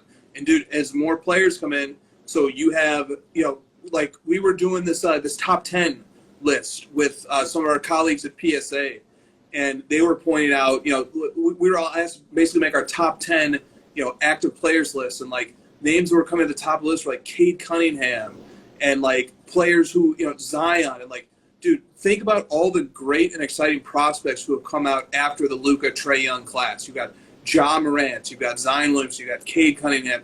And depending upon how you feel about guys like LaMelo Ball, or you want to take a chance on somebody like Jalen Green or an Evan Mobley, and then you have this whole year's class with Boncaro, and even those guys don't have cards yet, but like, dude, as every new class comes out, interest gets divided among new exciting players who are coming up, and more products come out of the player. So like when Luka goes from year 4 to year 5, the number of cards that he has goes from 4 seasons worth to 5 seasons worth. It increases by 25%. It goes from going from 4 to 5. You have 4 and you increase by 1. It is increased by 25%. The number of cards that he has is increasing. Yep. So you have a lot of factors working against you when you're collecting a young player, and even when they hit, everything you could hope that they do. Sometimes it's even a penalty. Sometimes if they succeed early, it's bad. The hobby gets too high on them. Right. And then a correction creates momentum that's hard to overcome. Middle finger. Do you want a hot take on this topic? Yeah, let's go. All right. So I've been developing this thought for a while. Simmons talks about it quite a bit, so I'm kind of stealing this from him. I've heard it on like radio talk a lot, but like I think Colin Cowherd talks about this. The quarterback position is moving towards a point where the most talented kids and people that are developing are going to be going to quarterback because all the rules are geared towards you. You can't be hit. Like, you don't have to take hits as much as anybody else. You get paid 10x everybody else. You get all the glory if you win. So, like, all the best talent is flooding towards quarterback. Basketball, the payrolls are skyrocketing. All these new TV deals are coming out. Guys are going to be making $50 million a year. So, like, the talent is just going to keep flooding towards these high-end basketball guys, high-end quarterbacks, receivers. You're just going to see this flood of talent that's going to continue to come out. And I think it's just I don't want to say it's going to like water it down. It's literally just going to make for more parity, and it's going to be harder and harder to see someone win like 4 or 5 championships. It's going to be really, really tough because there's just so much fucking talent. You could be the best of the best of the best, but what if there's 3 other guys just like you? Like, got a 1 in 4 shot. So your max is like 4 championships, just using math. Like, there's just not going to be Michael Jordans and LeBrons and Curry's winning 4 and 5 and 6 championships much more, because this take might be false. I just kind of what I've been thinking about. Like, I just see so much talent in the NFL. I see so much talent in the NBA coming up. Like you pointed out, Zion, Cade, Ja Morant. These guys are like pushing out the LeBrons and KDs and Kawhis because there's just so much freaking guys, so much talent coming in. Dude, and they're like unbelievably good from day one. Yes, like Luka's got 4 straight and has been in the league for 4 years. I mean, watch what's going to happen. For 5 years. When Zion starts playing, like, this guy's going to be absolutely roasting the league if he's healthy. The last time this guy was playing basketball, he had the most efficient paint season in NBA history, more efficient than Shaq. That's how good this guy is, you know, without even really having any NBA experience under his belt. So, well, this guy says NBA and NFL are team sports. Don't see this coming true. Doesn't that like help my argument? If it's a team sport, then it's even like less on the individual to win multiple championships, right? If it's a team sport, then you know Brady has a 1 in 32 shot of winning a Super Bowl. yeah. How does he have 7?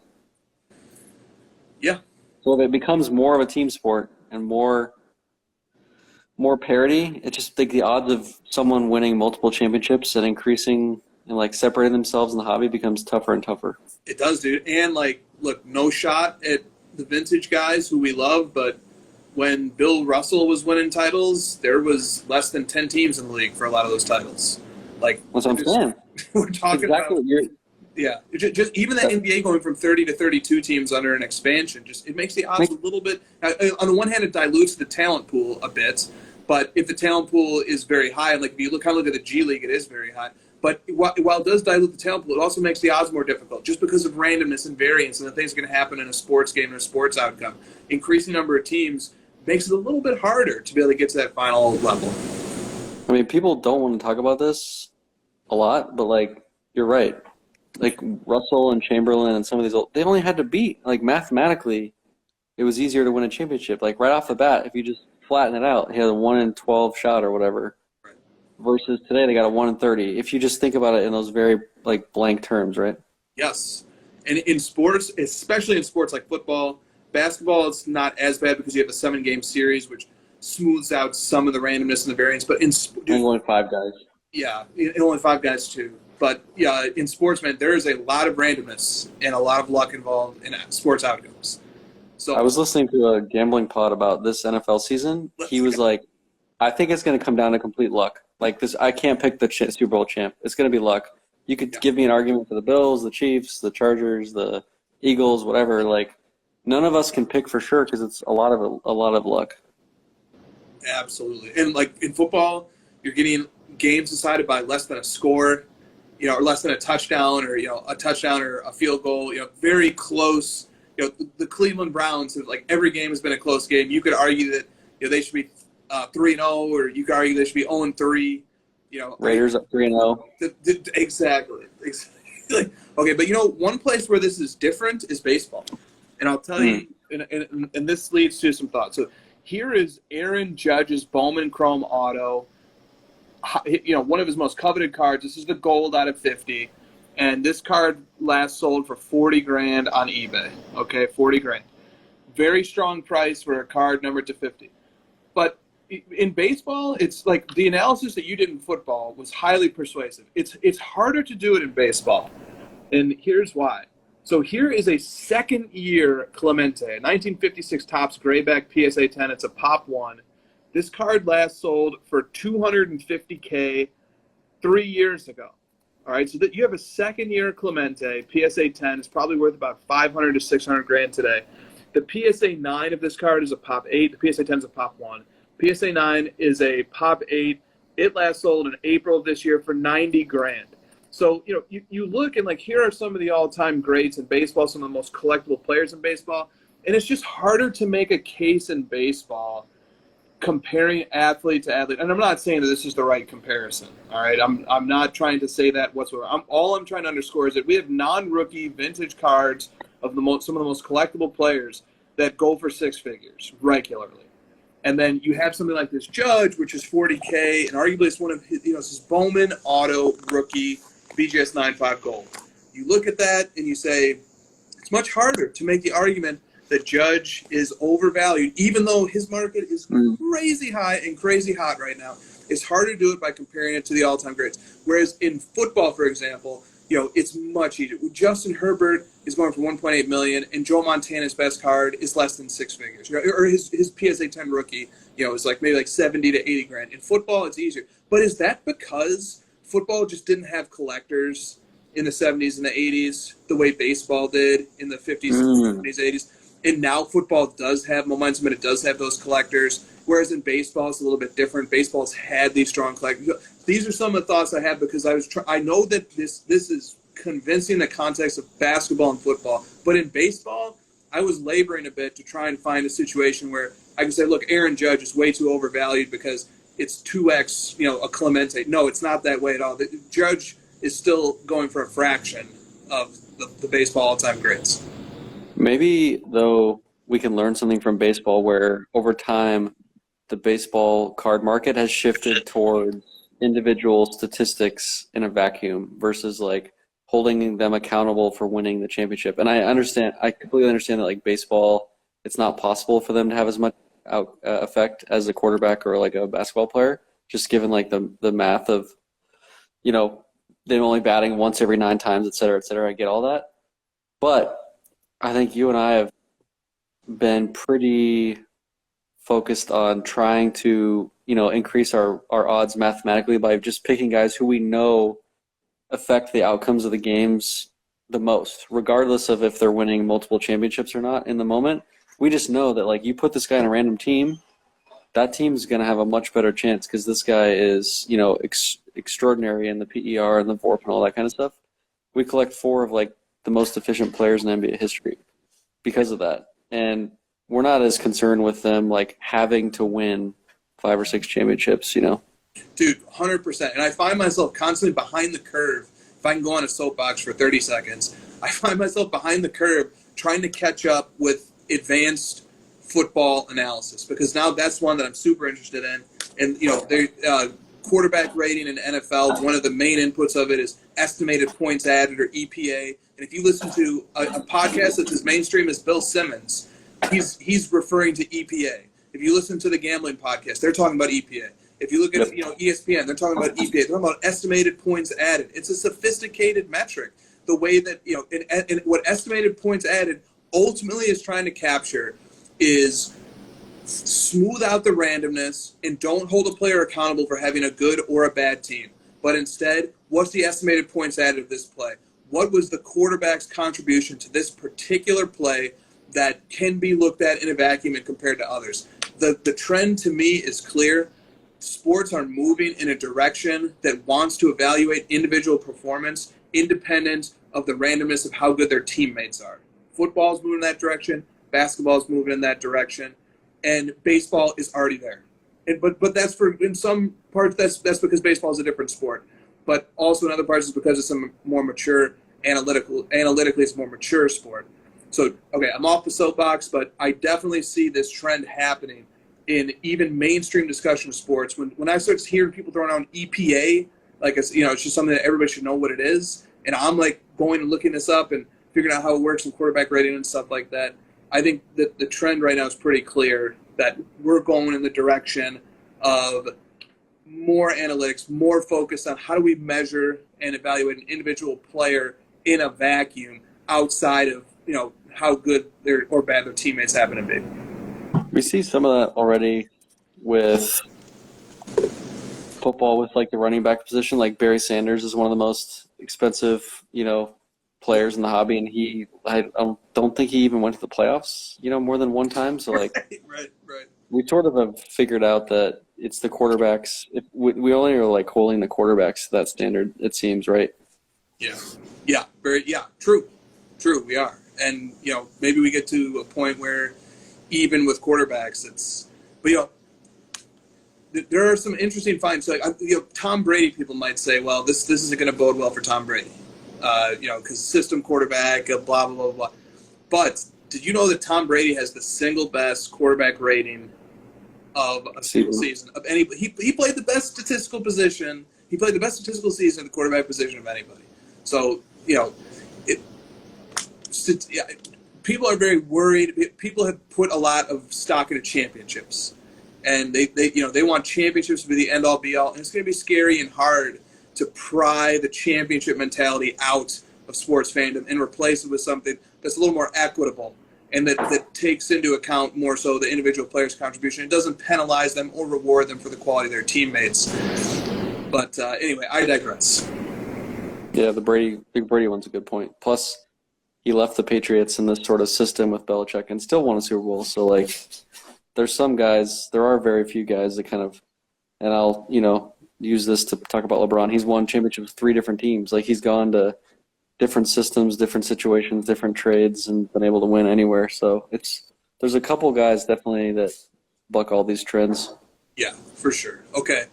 Sports Card Stallion says, is dual threat quarterback Jalen Hurts a buy or a sell right now? Okay, well, what do you think? Let's take it in the direction we want to take it. What do you think about Jalen Hurts? Jalen Hurts. I'm just really excited to see him get better every season because with him and Lamar Jackson, I feel like guys want to put them in this box of, they're sort of capped on their ability to throw the ball, and they're always just going to be this running quarterback. I think Lamar Jackson leads the NFL in passer rating, which is I thought he was just a running quarterback, and Jalen Hurts has insane. Lamar's accuracy is fucking chef's kiss. And Hurts, to me, is on a similar trajectory as Lamar Jackson. They both just keep getting better and better at passing to where, those guys are already so good at running, and that's always going to be in their arsenal. And now, those teams are winning because it's really hard to defend if they're going to keep getting better at throwing. They used to just, stack the box and stop the run for those two. But if they're going to be throwing lights out, what are you supposed to do? That's why they're having success. Yeah, it's a great breakdown. And, here's my take on Hurts. Hurts has exceeded expectations. All right, they came out, they beat Detroit barely, but that week 2 beatdown on Minnesota and him clearly outperforming, Minnesota and all their weapons with Jefferson and Cook and Cousins and Thielen and everybody. That was a wake-up call, and then they beat the Commanders, handily last week. Hurts threw for 340 yards in that game, the most of the season so far. All right, but, Hurts has exceeded expectations, but expectations are now changing. So, Hurts' market, if I were to pull up his card letter index, I think it's up something 80% over last month. So the Hurts market is on the verge of doubling just off the strength of 3 games, and the Eagles do it. But expectations are changing. So, one of the things that Simmons was talking about in his podcast last night, and I've heard this on gambling podcasts as well, people are forecasting out, looking at the rest of the season for the Eagles and what can happen. And they look at the roster or they look at the schedule line and they say, dude, the Eagles might only lose 1 or 2 more games this year. Easy schedule. Yes. So the schedule goes Jacksonville, Arizona, Dallas, bye, Pittsburgh, Houston, Commanders, Colts, Packers, Titans, Giants, Bears, Cowboys, Saints, Giants. They're going to be 15-2. Yeah. So part of the equation is that people are looking at this and they're projecting it. And now but just like that, now the expectation is are the Eagles going to go 15-2 or 14-3? Now the expectation changed, the bar is changed. It's becoming more difficult to overshoot the mark. And in my opinion, the hobby, overshooting the mark is one of the few surefire recipes for a successful, hobby market, is when you just go way above and beyond what people thought you were going to do. That's going to be harder to do now as people are projecting forward and they're getting excited about Hurts. But, if he does serve up and meet expectations, he's going to be making a lot of new fans and probably a lot of new collectors out here in the hobby. Plus, you could find a sports analyst or gambling expert, at least one, where they criticize every single player in the NFL. There's always I've seen people criticizing Josh Allen this week and Mahomes and stuff. They're not the guy, and it's who is the guy? Who is the guy that we all as consensus decide is the best? And it's it's not. I guess it's just Brady, right? Brady and Mahomes, and everybody else is a bum. I'm not in that camp. I think a lot of these guys are super talented. There's just so much great skill at quarterback. There's a ton of well said. Okay, let's move on here. No one's as good as my man Trevor Lawrence, though. You want to talk a little bit about T-Law? I just like him. I think he's I think he's got the prototypical quarterback thing going on. He's really good, and the Jags are freaking 2-1, man. Jags are number 3 in the NFL in plus minus. Dude, I know that Herbert was hurt, and I know that some of his weapons were missing, but dude, they just beat down. They just beat the Chargers by 4 touchdowns. Oh, and they beat the Colts 24-0, and the Colts just beat the Chiefs. Yeah. Yep. So the Jags defense is no joke, man. That defense is really good. I think they might have hit on this number 1 pick. So far, he looks really good. Plus, coach, man. Coach in football is serious business. Huge. I think the coach in football is far more important than the coach in basketball. 100%. It's just like the coaches just make – because people wanted to make the Chargers this big thing, but I don't know, Brandon Staley might not be the coach, right? Like they might be struggling there. They've got injuries. Chargers are overrated. Dude, I was seeing a lot of stuff that the Chargers are like – Super Bowl favorites and stuff going into the season. Now all of a sudden they're. What do you think about T-Law? Do you like T-Law? I do like T-Law, and as from a narrative point of view, I like the redemption arc that's available to T-Law. So I like a lot of things about T-Law, and I'm happy to see the Jags doing well. And Jags Super Bowl odds, the last I looked, were 60-1. So good bet. Good what value. do you want? Throw $50 on it, 60-1. Come on. But this is the point I was trying to make. And also, this is what makes people love the NFL so much. The Lions and the Jags are like two, really solid teams so far. I think the Lions have one of the best offenses in the league. I think they're 1-2, but like all their games have been competitive. They're putting up a lot of points. The Jags are 2-1. Look, 3rd in plus minus. Some of these like bottom feeder teams are looking pretty fun and exciting. Yep. The Falcons you can't just they're not going to roll over. The Falcons offense is legit. They were supposed to be, the Bears are 2-1. I thought the Bears were going to be 2-15 is what everybody said. And they're 2-1. Dude, 0-17 was on the table, but we are 2-1. But watch out, 2-15 is on the table. Dude, Justin Fields hasn't completed double-digit passes in a game yet. every time he completes more than 7 passes, they win. Right, well, maybe that's the magic number. But in the meantime, Darnell Mooney is a black hole of points on my fantasy roster. So, I thought he was supposed to be like a WR1. A lot of people were saying Allen Robinson was supposed to be a WR1 too. Maybe the Bears just don't have the wide receiver talents, and they need to draft better at that position. But, hey, look, I'm pulling for them, pulling for these guys. I am happy as a Bears fan at 2-1. We could have had that Packers game a lot closer, too. That ball broke the plane. That was a terrible call. Some might put on the tinfoil hat and say Vegas called that one in. Who knows? Nobody really knows. But all I know is that Bears are 2-1, and you know what? I'm going to enjoy it for as long as it lasts. All right. Iowa Dave. Rank these 4 criteria in order of importance when you're picking up a card for your collection. Pop report, serial number, card company, grade.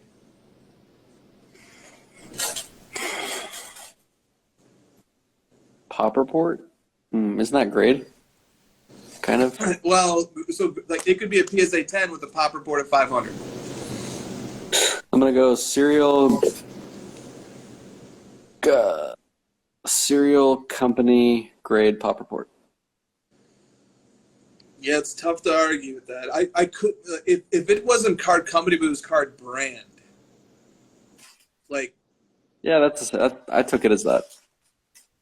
Yeah, I have the same list, but I think the gap between 1 and 2 is small. Me too. I could go with brand too.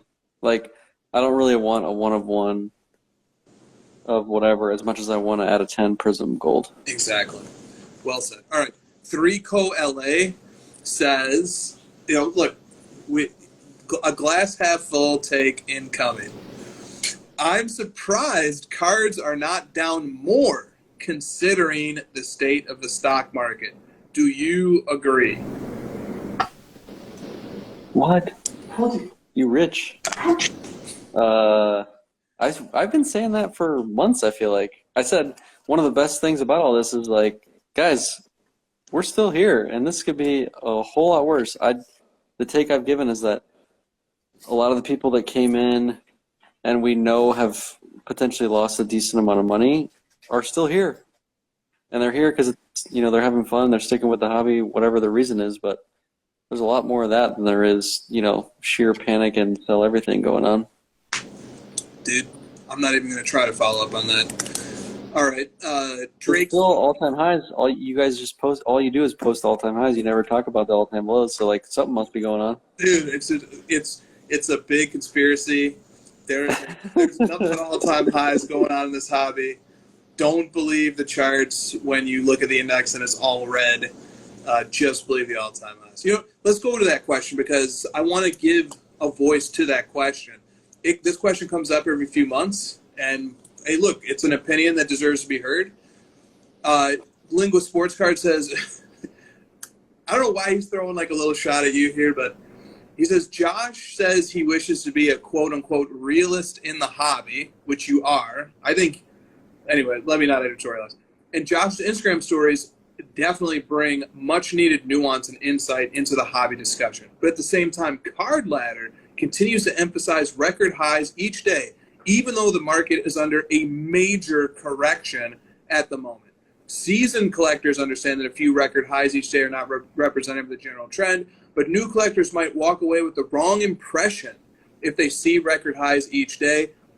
Is it not just as interesting and informative for Card Ladder to highlight cards that are not breaking record highs? Most collectors don't have the time to spend 2 to 3 hours examining the market each day. So, Josh, let me just ask you about this part. Do you agree that you are a realist, or that you discuss when you're breaking stuff down on your personal account,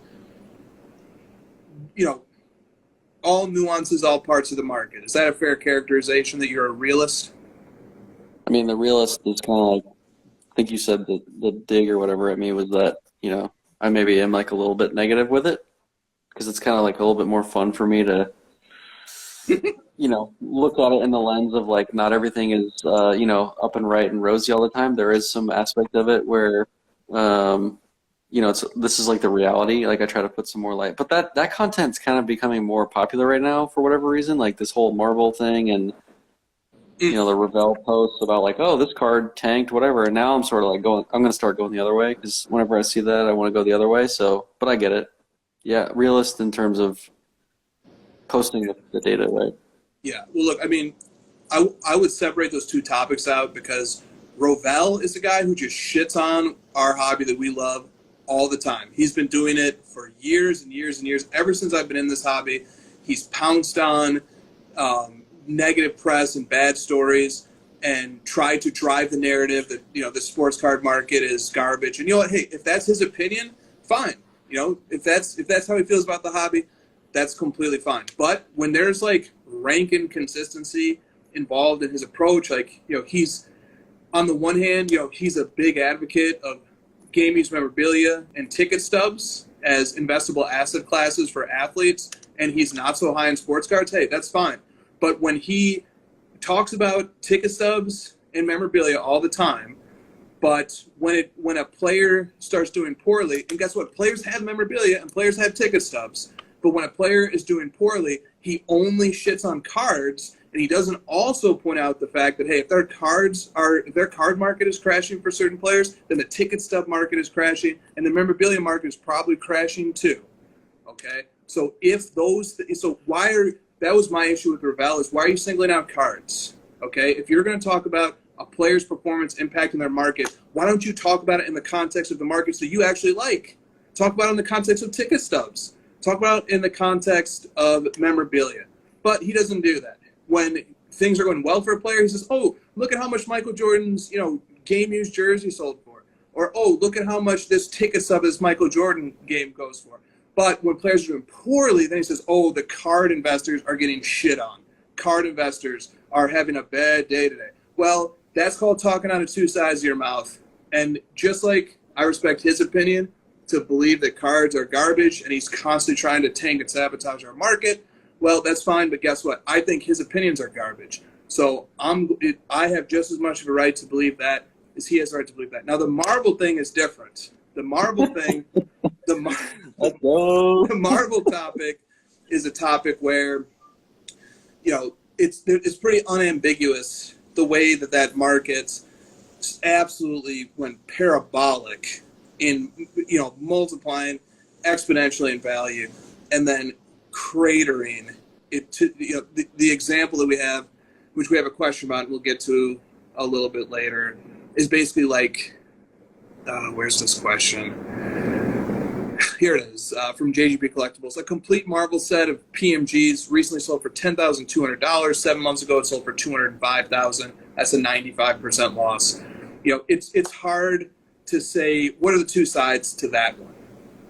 I think in that situation, it's just like, yeah, that's a market collapse, and I don't know. But all right, so let me wrap this back into Lingua Sports Cards question, which is this: valid points, and there is always a risk, I think, that if the only sports card page that you follow is Card Ladder, and you don't have a subscription to the app, you don't use the free product, and you literally get no other information about sports cards except for Card Ladder's page, then there is a risk here that you just see nothing but posts that are sort of glamorizing cards. It makes them look beautiful, shows cards that have set record highs as headlines. That's true. But I don't think it's fair to treat the Card Ladder page in a vacuum. The Card Ladder page is doing just one function. The Card Ladder page is doing, and it's not analysis. There is no analysis going on the Card Ladder page. It's not saying, oh, this is a card to buy, or this is a card to sell. It is not offering opinions. Card Ladder is like a Guinness World Record book page. It's just saying there are cool records happening, and it's fun. That's it.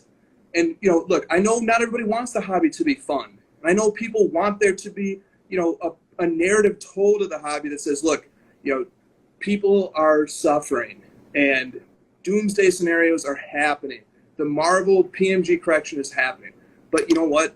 Not every hobby account needs to discuss every facet of the hobby in order for that account to be legitimate or to be valid.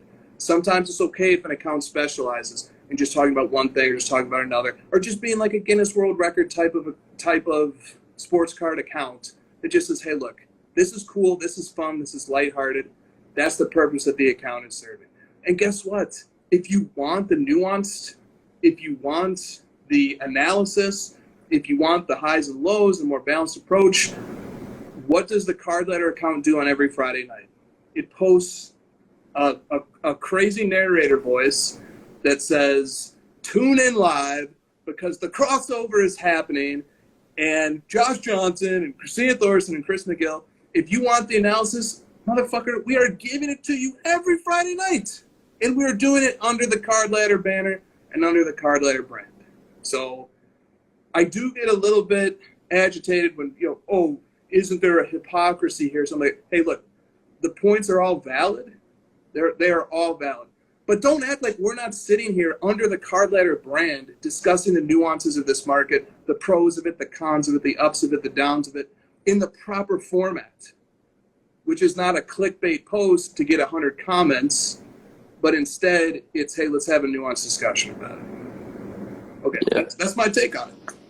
Well, you surmised the whole realist definition for me, which is what the realist means for me is that we talk about in this, especially in this platform, but on our personal accounts, we highlight things that are going well, we highlight things that are going bad, and sort of give our takes on each of them, equally. We look at them factually, we give our fact-based logical reasoning behind all these different takes, whether they're, why Marvel went down so much, but also why the Fleer Jordan went up so much, why we thought it might go down following. We're not just pointing out, like you said, the negatives in cards and the positives in tickets and here and there. We're trying to hit on a little bit of everything. Yeah, and I do want to thank Lingua for sending in that question. It is a good question. It's a point that not only he has made, other people have made that point as well. And so, look, there's also a reality to the situation where it's like, hey, look, maybe we just have different philosophies and different approaches, and not everybody is going to be on the same page and agree about everything all the time. But what I would say is this, like, there are lots of places to go in the hobby to get lots of different types of content. And I'm going to stand up for the Card Ladder brand a little bit here and say we do an active job of promoting a pretty nuanced, pretty thoughtful show every Friday night that takes in questions just like Lingua's that are directly criticizing us and implying that there's some level of hypocrisy involved and that the way that we're running our Instagram page is somehow disingenuous. And we take that criticism and we say, look, here's a reply to it. Here's the way we see it. We're going to give a voice and a platform to your point of view. Here's our point of view. People can make up their own minds. I'm not saying Lingua did this because I don't think this was totally his intent. But I always this is just a separate thing, so I hope he doesn't take it this way. Sure. We get a lot of people like assuming that we're doing something negative or we're like doing something to try to we've gotten takes that like we say stuff to try to push value towards our own cards or our own likes, but we're always on this show like replying to those directly and telling you exactly what we're never hiding from that kind of shit.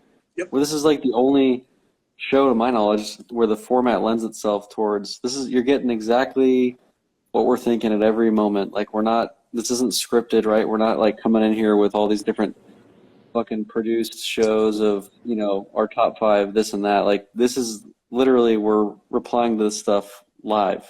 Like this show is literally live and we're just making it up as we go. You're getting our real opinions and this is who we are. We're not sitting here hiding behind anything, right? Facts, man. Look, shout out to Lingua. He's been a collector who's been around for as long as I have in the hobby, and I'm sure he predates me.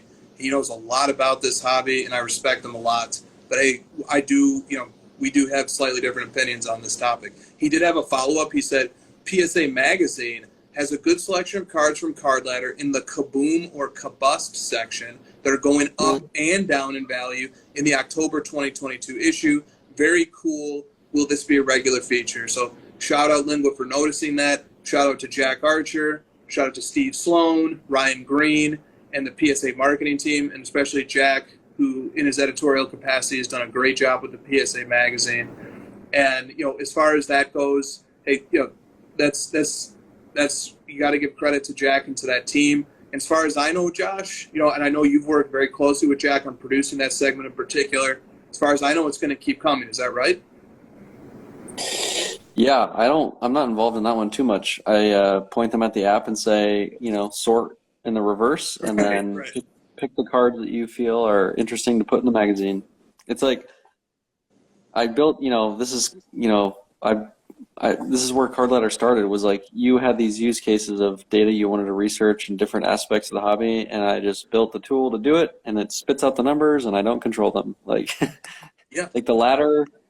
The whole concept of the ladder was like, you've got stuff on top and it kind of ranks downward, and you've got these sort of ranking systems.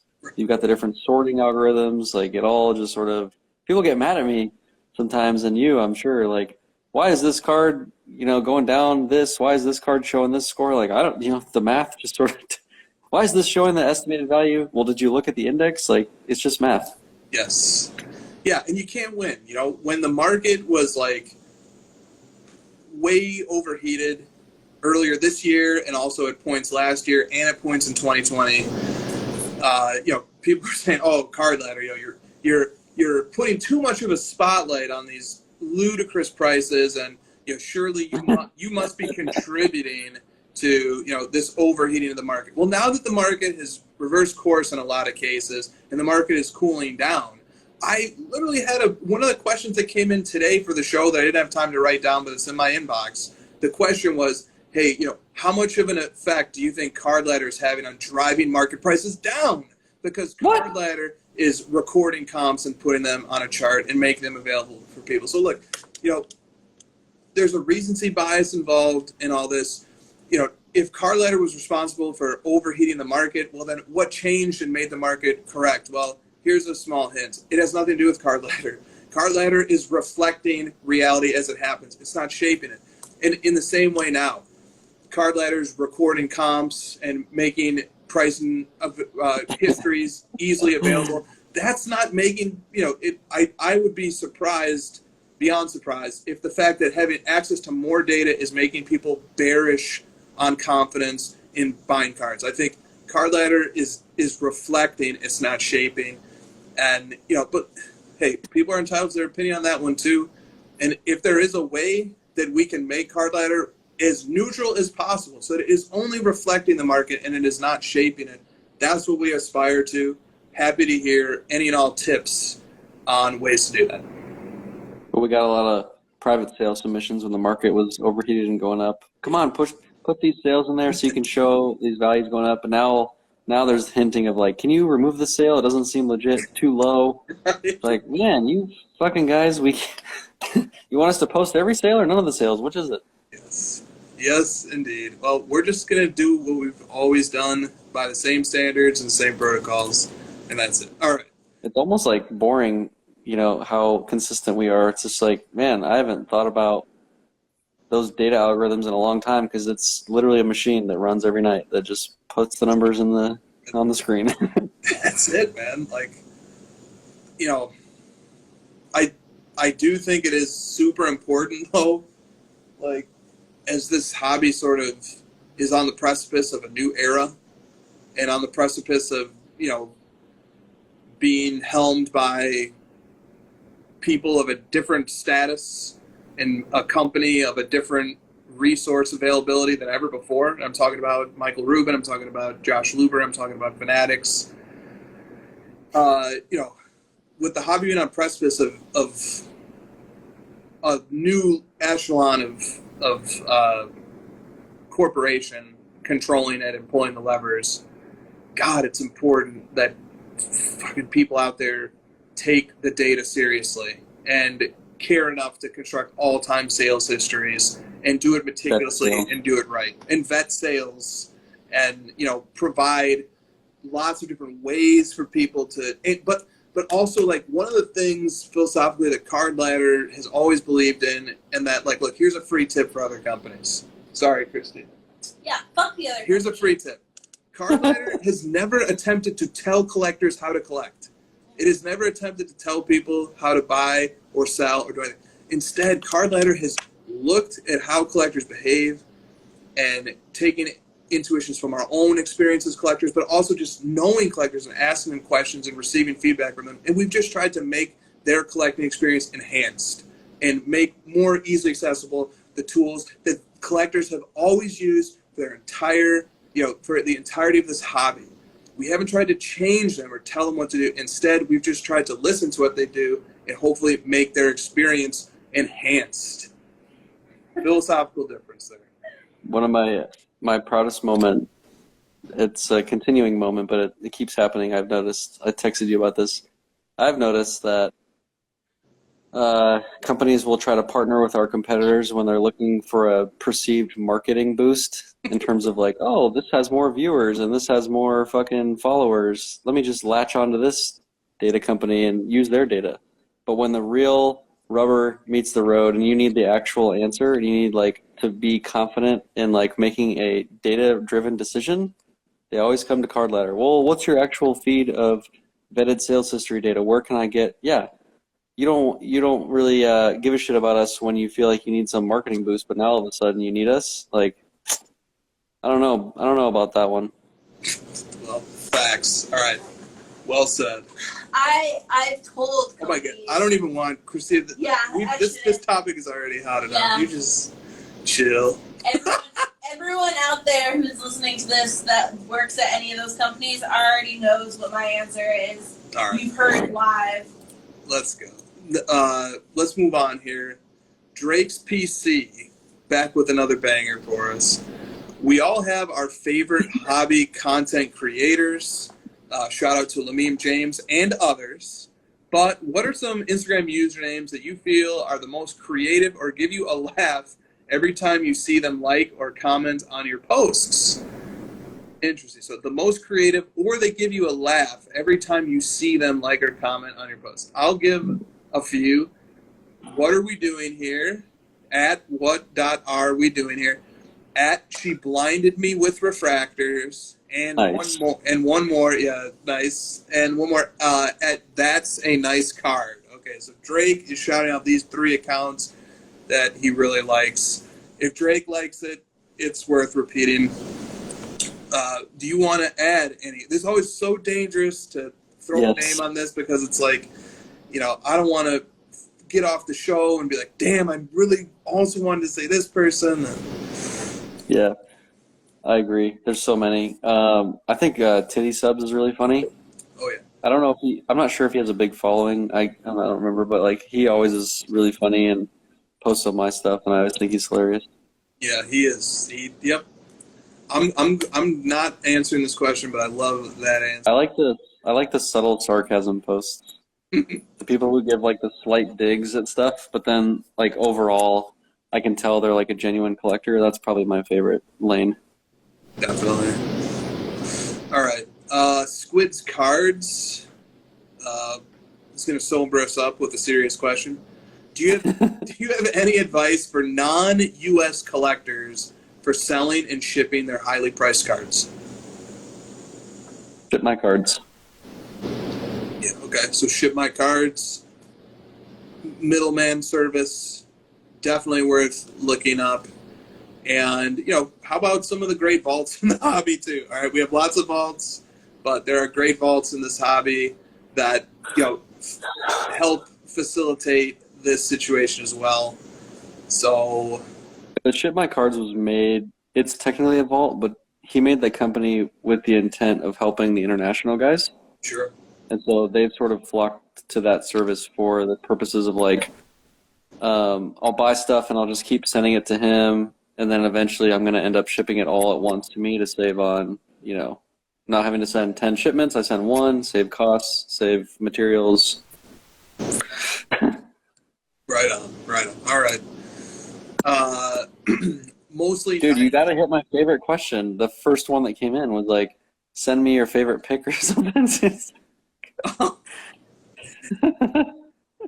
And then he replied to you. Did you see that? I know. I was like, oh my God, the bot is responding to me. Are those bots? I don't know anything about this whole bot thing, but is that a bot? What is that? If it can pass the Turing test, does it matter? I love to troll back to those stupid accounts. They're like, post to me your favorite pick or send me a DM of your whatever. All right, so this perfectly innocent account, Julie John 11, totally natural account, is the first to comment on our post soliciting questions, and this account says, send your pick at CardStuffsIG. Josh has a very legitimate question. Josh would like to know which pick. And Drake's PC says, send them a crypto dick butt. And Julie John 11 replies and just clarifies. I mean, if it wasn't obvious in the original comment, Josh, send your best picture. So I mean, I was going to send my worst, but then he clarified. So now I know to not send my worst pick. Thank you for that. And, while we're highlighting great sports card accounts, let's give Julie John 11 some love as well here. Here's all the posts from Julie John 11. They were really high on this one, apparently, because they posted it 5 times. Well, why did they say to post it not to them, but to some other account? Do they own both accounts? Or is that like their parent account? How does that work? That's tricky. What happens if we go... That's so they don't when they get reported, their primary account that they're telling you to go post on doesn't get deleted. Let's see what Card Stuffs IG is all about. Ooh. Promotion Hub. Man, we love those content hubs. 124,000 followers? Nick Uliano. You got to figure out how this guy did that. 3 following. Who do you think follow? They got more followers than fucking Golden and PSA combined. Let's just see who they're following. Let's just see here. Okay. What legends? Okay. Stig's Cards, Football Dots, and Good Thoughts. Football dots. Who do you want to look at? Let's just pick one. We'll look at one, then we'll move on here. Stig? So Good Thoughts, they have a story. What's that? Good Thoughts has an active story. All right, let's go. Good thoughts. Oh my god, come on, dude. Get the fuck out of here, man. Good thoughts. 124,000 followers? For my painting account, visit the blank. See, this is called going down a rabbit hole. Oh, this one's private. Oh, no, we got pics. Well, we have pictures of young children. I don't understand how these accounts Collectors. are related, but These kids probably got better collections than we do. that's a guarantee. And what's this account all about? We got Kevin Hart. Dude, this is ridiculous. The drone versus the footage. Let's go. And then a tequila. Dude, the internet is a fucking wasteland of garbage. And then an inspirational post. Someone in the chat wants to know how many of those followers are fake, Chris. I don't know. I wouldn't even. Why would you even think they're fake? I mean, Why would you even think that? Card Stuff's a terrible name. And why are you following these three? Who are you? All right. Well, we could spend hours going down rabbit holes. We could also just take a live look at all of it How with many one likes picture. the most recent post has gotten on that account? Woo. Wow. The most recent post on this account has 3,602 likes and 1 comment. So, look, this account is clearly doing something right.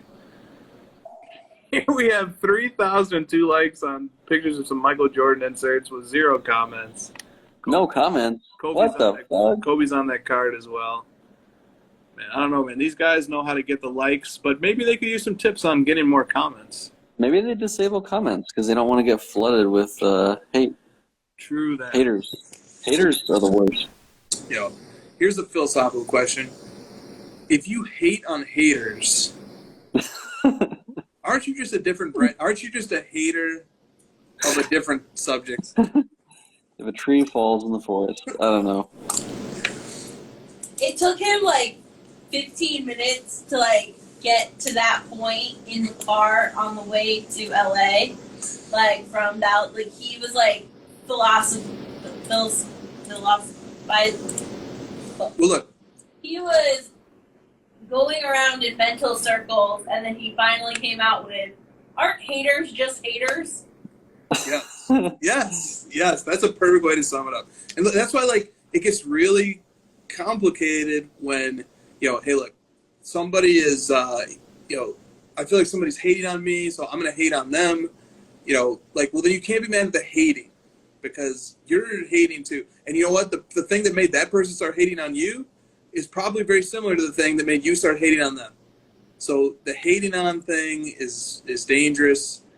And also, that's not always true. I've always found that the way that negativity or hate in the hobby makes the most sense to me, from a functional point of view, is that it serves such a legitimizing, balancing purpose in the hobby but for every card ladder account that's just telling us the Guinness records of card prices, there's 500 accounts that will tell you why sports cards suck, why they're overvalued, why it's a terrible industry. There's many bad things going on, and those people and those opinions are super important. Because a lot of times they're telling the truth, but if it's factual and they're pointing out bad or shady or inappropriate things that have happened or criminal things that have happened in this hobby, and they're putting a spotlight on it, and they do an important service to the hobby by doing that, the truth should always be known.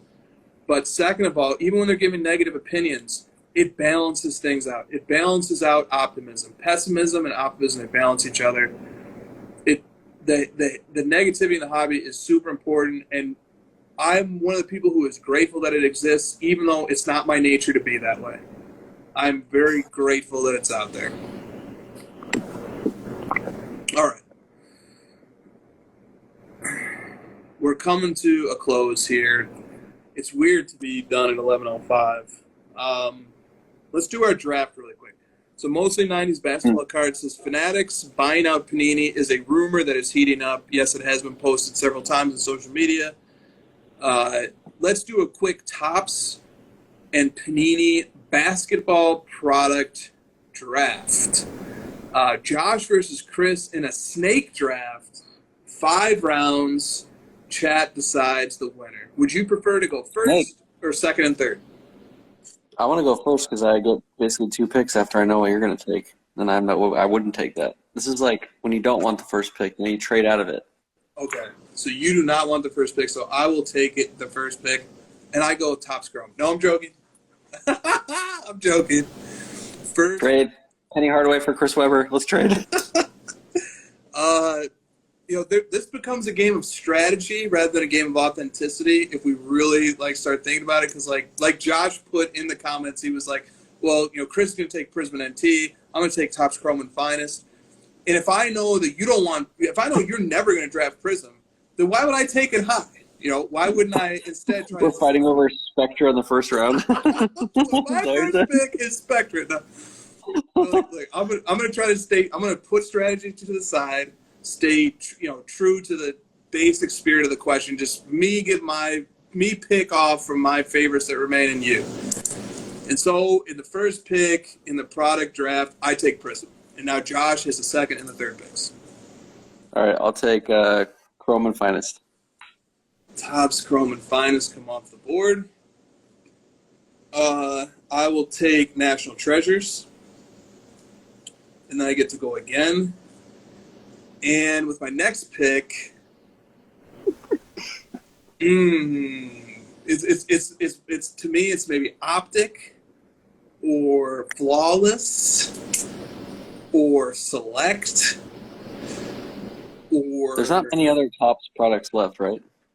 Not that have a basketball lineage, but right. Topps So makes some really nice products these days. Like you could grab Bowman, or I could grab Bowman because that has or Stadium Club. Stadium Club gets me thinking a little bit. That's why I almost went Topps Chrome and then Optic or something just to get ahead of you, like you said. But you made me go back to being genuine. All right, I'll let you have Optic.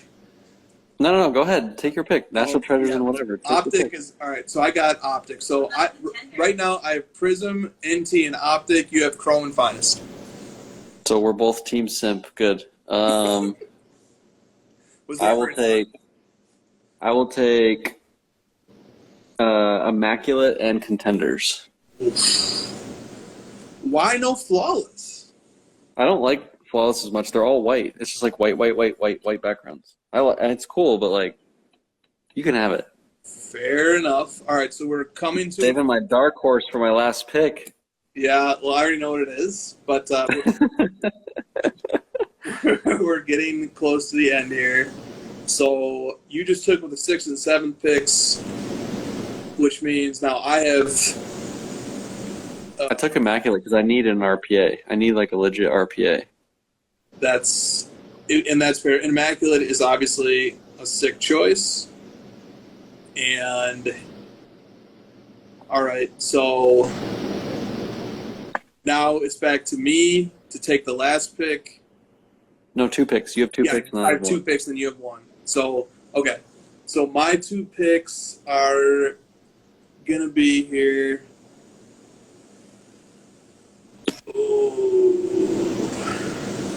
I am gonna take Select off the board. You gotta take Flawless then, right? That'd be really funny if nobody drafted Flawless. Because I'm not taking them. I already have Immaculate. Here, all right. Curveball. What do you want to take? I'll give Christina my last pick. Origins. Courtkins? Okay, I take it back. We're gonna go.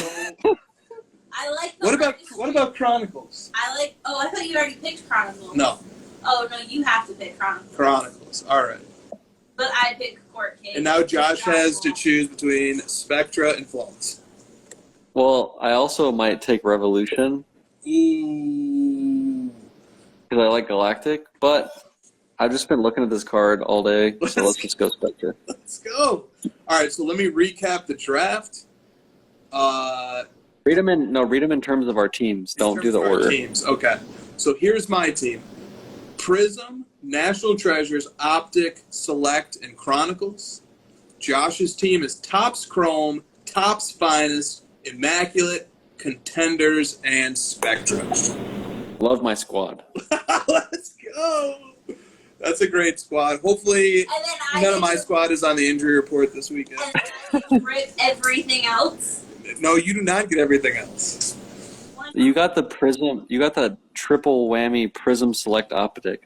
That's like the big three. The triple shiny.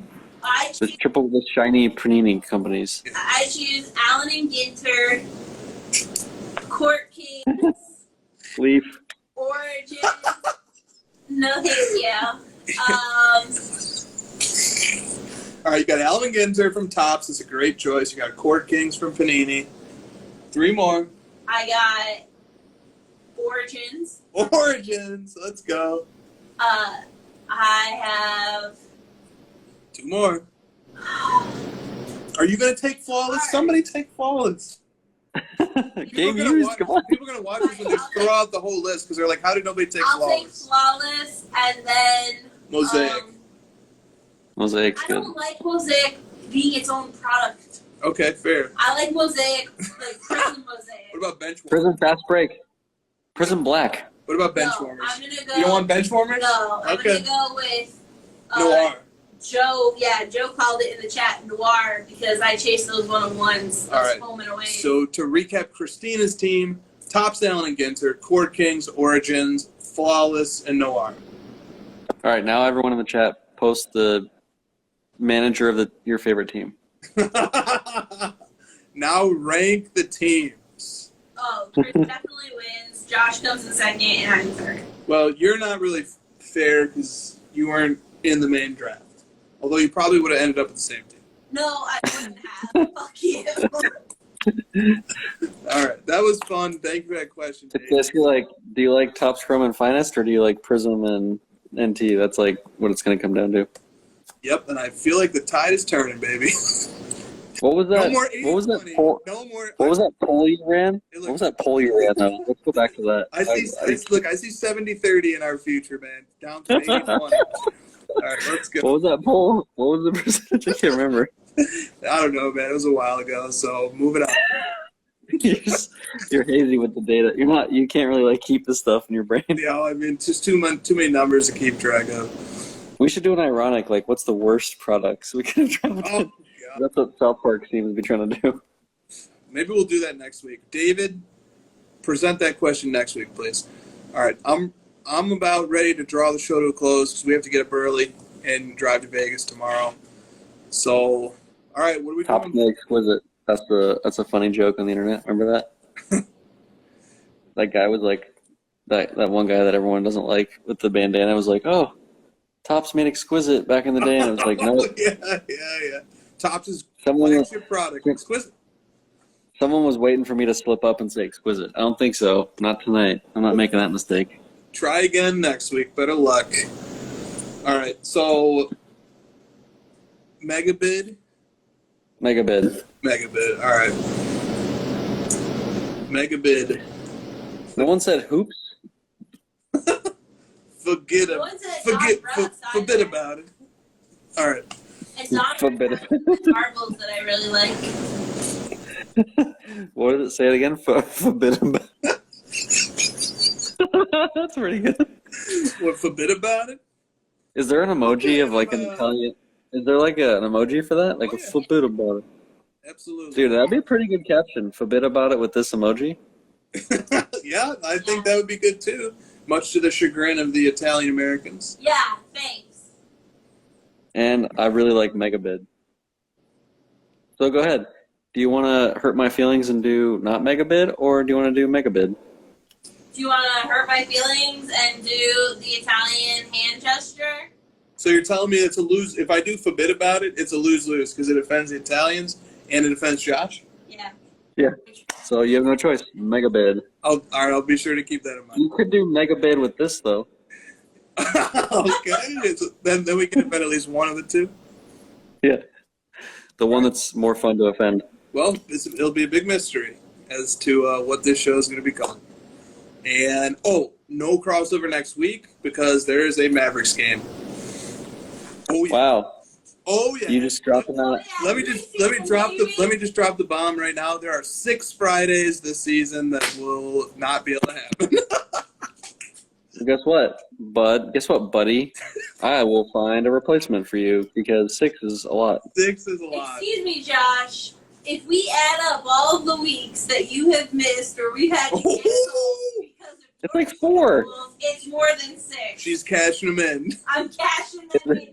It's like 4. Also, I've only missed like 4. If you would like to, we can have a Thursday night or a Saturday Or- night show instead. That's just what I was going to say. Also, we can just move to another night. I cannot do Thursday night next week. I could do Saturday or Sunday night. Yeah. Thursday night we'll be traveling. Well, we're figuring. Like I said, the show is live. I didn't know any of this. We got to figure this out. We'll figure this out. It just came to me because I was about to say see you guys next week, and then I said, well, actually, no, I won't. Not on Friday.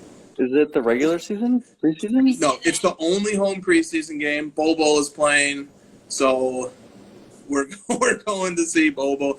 Oh, Caden says, what about Stiff? I think Stiff's going to that game too. So just do it live from your seats in the arena. That would actually be funny. People around here are like, what the fuck? Shut up. God damn. All right. So maybe we'll see you next week, or definitely in 2 weeks.